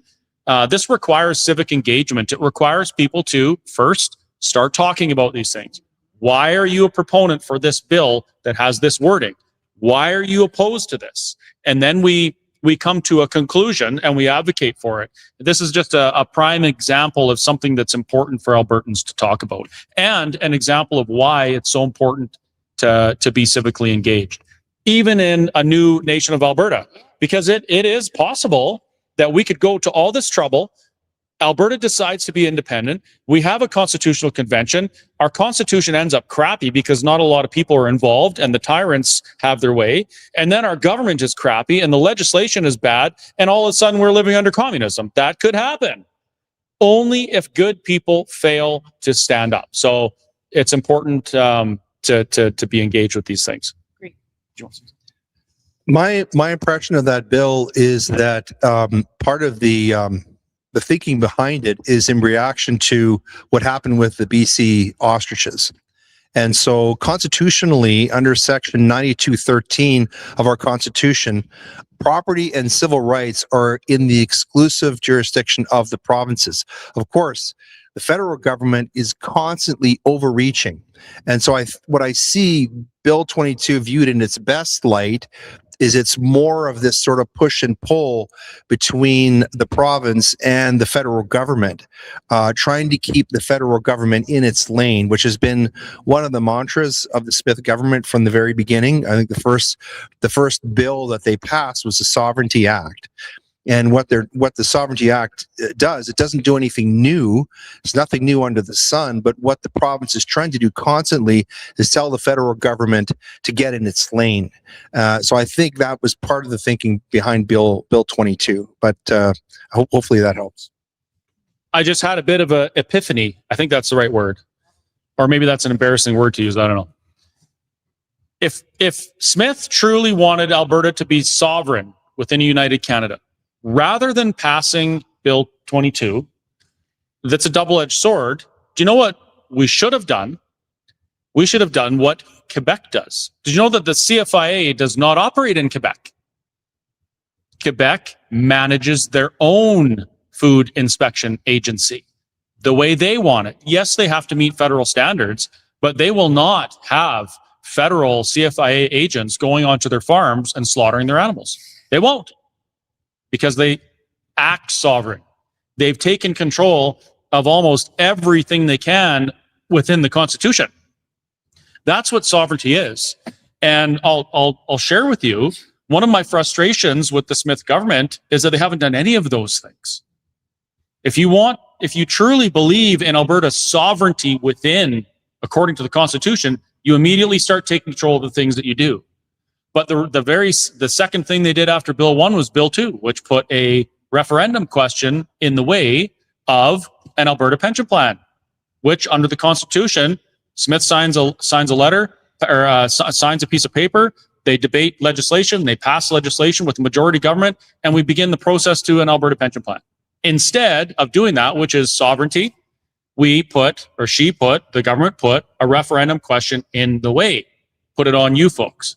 So when we talk about sovereignty, or when we hear our politicians talk about sovereignty, the first thing we think of should be, okay, what are you doing to achieve that? Because I would love if our government would do that. If they would start the process of Alberta becoming sovereign to the United Canada, that would make me incredibly happy. But they haven't done it. So these are important things to know and to understand. And looking at Quebec is a great way to learn about it. Is that bill the same one where they want to know where all your cows are? Yeah, that's the same bill where they want to know if you take your cow from here to there or there, And whatever. how many calves you had, have Okay. everything counted and accounted for before you take them and sell Might them. get this one. See, that's so invasive. Tell them to get lost. This is from the Let's Talk Alberta frequently asked question flyer, rebutted. Leighton, we don't often have you at our events, and we're really happy when you do. So this is kind of directed toward you. Okay. There are 2 points in our flyer that you can offer your counterpoint to. One is the idea that First Nations have a veto, coupled with treaties block independence. Treaties 6, 7, and 8 predate Alberta and can't just disappear. And I would really love to hear a response to that. Yeah. So one of the problems that exists in Canada now is we're not actually being governed according to our constitution. Michael Wagner is a brilliant Alberta historian. He sometimes speaks at these events. I know some of his books are for sale here tonight. And he wrote one of I think the best book on the charter that's yet been written. It's called Leaving God Behind. I mention this because one of the things that Pierre Trudeau did through the charter is he silently transferred power, lawmaking power, from legislatures, from the people whom you elect to represent you, to unelected judges who are selected by the Prime Minister's office. And this is still happening now. And so what happened is that there's a section of our Constitution, Section 35, which says that we recognize and affirm all existing Aboriginal rights.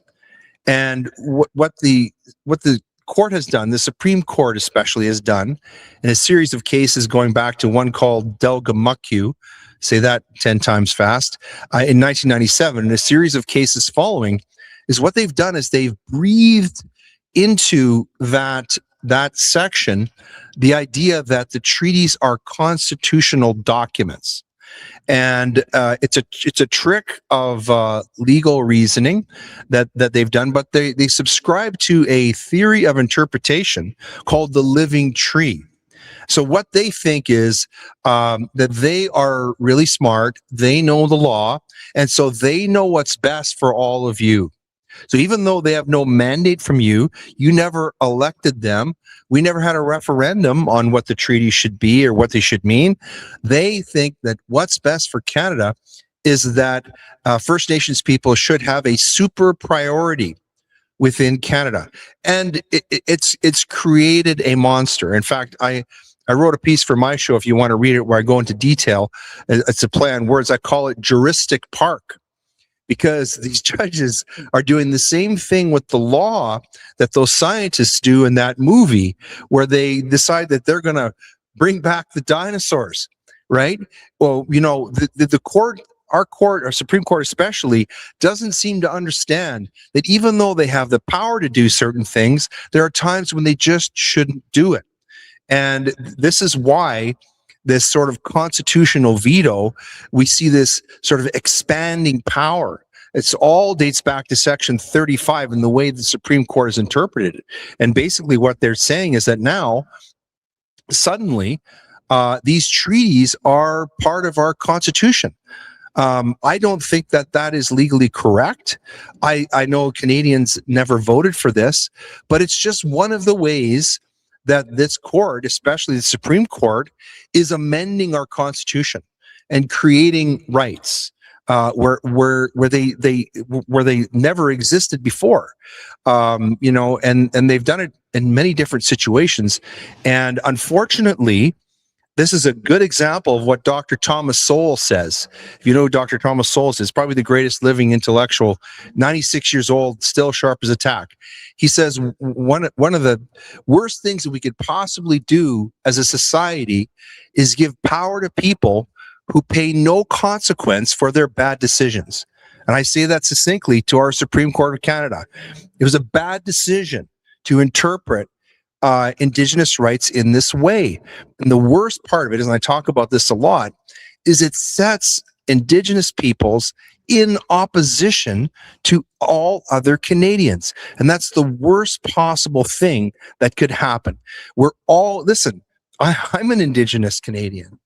My grandfather was an Indigenous, my grandmother, okay? We're just people. Flesh, blood, and bone. And if you go and you talk to Indigenous peoples, whether they live on reserve or off reserve, in cities, towns, on farms, guess what? They're just people. They want the same things that every other Albertan and every other Canadian should want. They want safe streets. They want good schools. They want teachers that teach their kids facts and not ideology and propaganda. They want to be proud of their country. They want a country that's economically strong. They want a country that's respected by the world. They want all these things, all the same things as you. So this idea, the otherness of the Indian, the apartheid of the Indian, is a terrible, terrible, dastardly trick that's been played on Canadians. And it's our courts and our federal government who are the main perpetrators. And, you know, the most bizarre thing, it's almost like a Stockholm syndrome, is that these chiefs that throw their lot in with this federal government, when they should be able to see that it's this federal government that is their greatest enemy, that's caused almost all the harm to them historically. They align themselves with Carney and the Liberals. It is truly astonishing, and I find it hard to understand or appreciate. I know it's a long-winded answer to the question, but it's I think you get the impression it's a very complex subject. But to boil it down, I would say this: we have to live not by lies. And the idea that Indians and Indigenous peoples are somehow different from other Canadians, or that they have some kind of special status, that's a lie. And we have to say no to that. And one of the worst things we could possibly do in a free and independent Alberta is to import the most dysfunctional relationship in Canadian history into Alberta. As I said tonight during my speech, there's a better way to do this. Reconciliation, we all understand what reconciliation is. And we also know what it's not. And it certainly is not anything like what the federal government and our courts are telling us it is. So hopefully that answers the question. I've got an online question from Dan. Can you talk about how much taxes does our loved one pay when the government, for the government, when they inherited a farm? So I believe the question is regarding estate tax or inheritance tax. Mm-hmm. I don't actually have a number, but I can tell you that I was in Northern Alberta and I was talking to some members of the same family whose dad had just passed away, and he had I can't remember how much land. It was quite a bit of land. I think 5 sections or something. It was a huge amount of land. And in order to keep some of it, they had to sell like 3/5 of it just to pay for the privilege of transferring the remaining land to the family. So while I can't give you a definitive answer on what the amount is, I can tell you that it's a substantial amount and sometimes results in people having to sell land that would otherwise go to them through inheritance.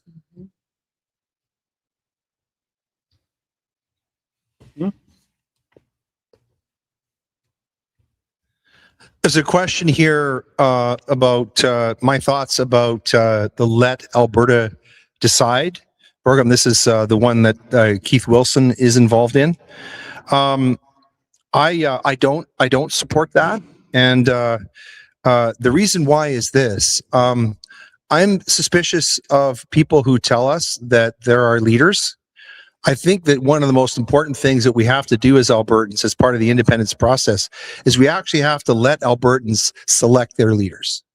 I don't know who selected Keith Wilson. Maybe there was a vote somewhere. I don't know. But this idea that we're going to have a program that says let Alberta decide, maybe we should start by letting Alberta decide who the leader of Let Alberta Decide is going to be. I know Keith Wilson somewhat professionally. He's a lawyer of good reputation in the province. I know he was involved in the Freedom Convoy. I can't say anything negative about him, but the theory that he seems to have that's behind Let Alberta Decide is that instead of having a grassroots-led movement that's informed by people like you and what you want, their idea seems to be they're going to shoo all of you out of the room and let the adults do all the talking. And so what they're doing is they're impaneling a group of quote unquote experts and they are going to design a new Alberta, and they are going to negotiate the proper relationship between Alberta and Ottawa going forward. And they're really not going to be very interested in what you think about that. And I don't support that. I support Alberta independence as a grassroots-led movement. I think that's the only reason why it has any legs. And from what I can tell, Let Alberta Decide looks a lot like the kind of top-down leadership that we've had far too much of in this country, and that we need to get away from in a new, free, and independent Alberta. But that's, I mean, again, I want to emphasize, I'm not saying anything disparaging about Keith Wilson or anybody else involved in it, but from what I know about it, I would not support it.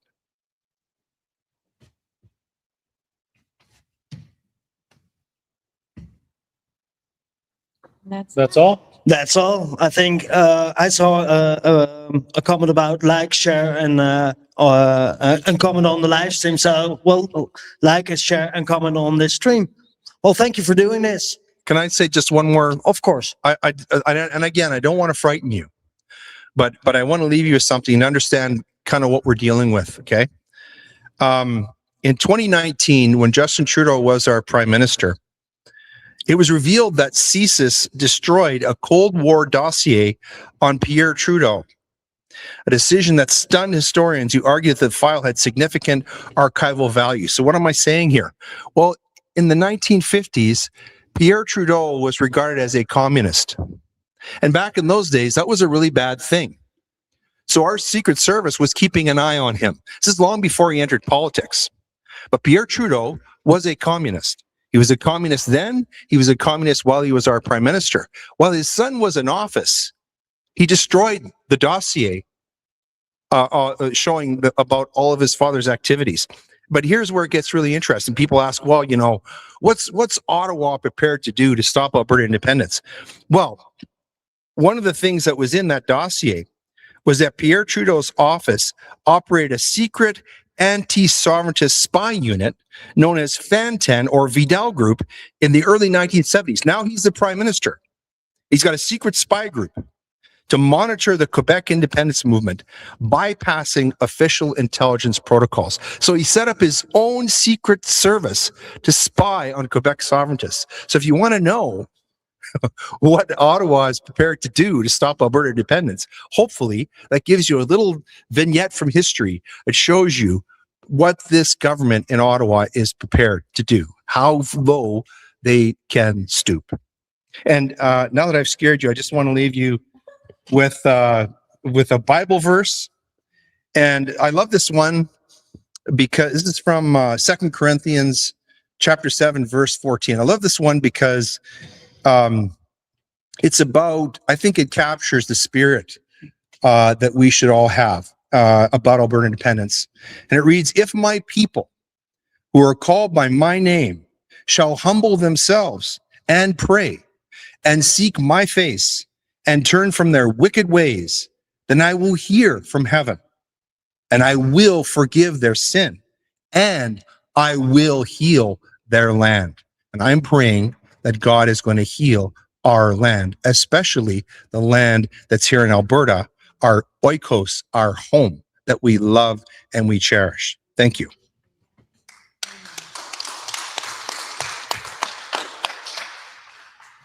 Well, I don't think I need to have anything to top that, and I'm going to take the last word anyway.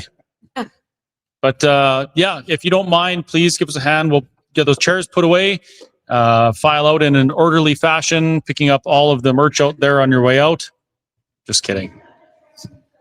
Yeah, try not to trip on each other, and there's a lot of people. Don't stampede. Thank you very much for attending. Thank you for watching, and we'll see you very shortly from either Nanton or High River or Camrose, whichever one you join us from. Good night. I've got a whole bunch of wine. Take its name here. I think we'll take it.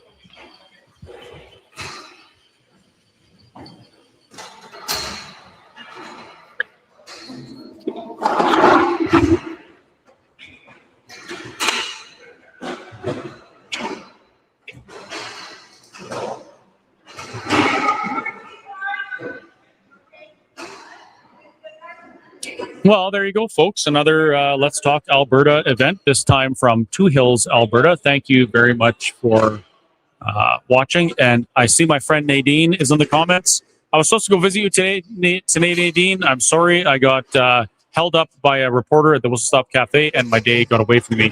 But I'll try and come and visit you tomorrow and bring you your sweater. And thank you to the rest of you who participate in all these live streams and share them. It means a lot to me, means a lot to us, and it does a lot more good and contributes to the cause a lot more than you might believe. So please don't stop. Have a great night, everyone. See you later.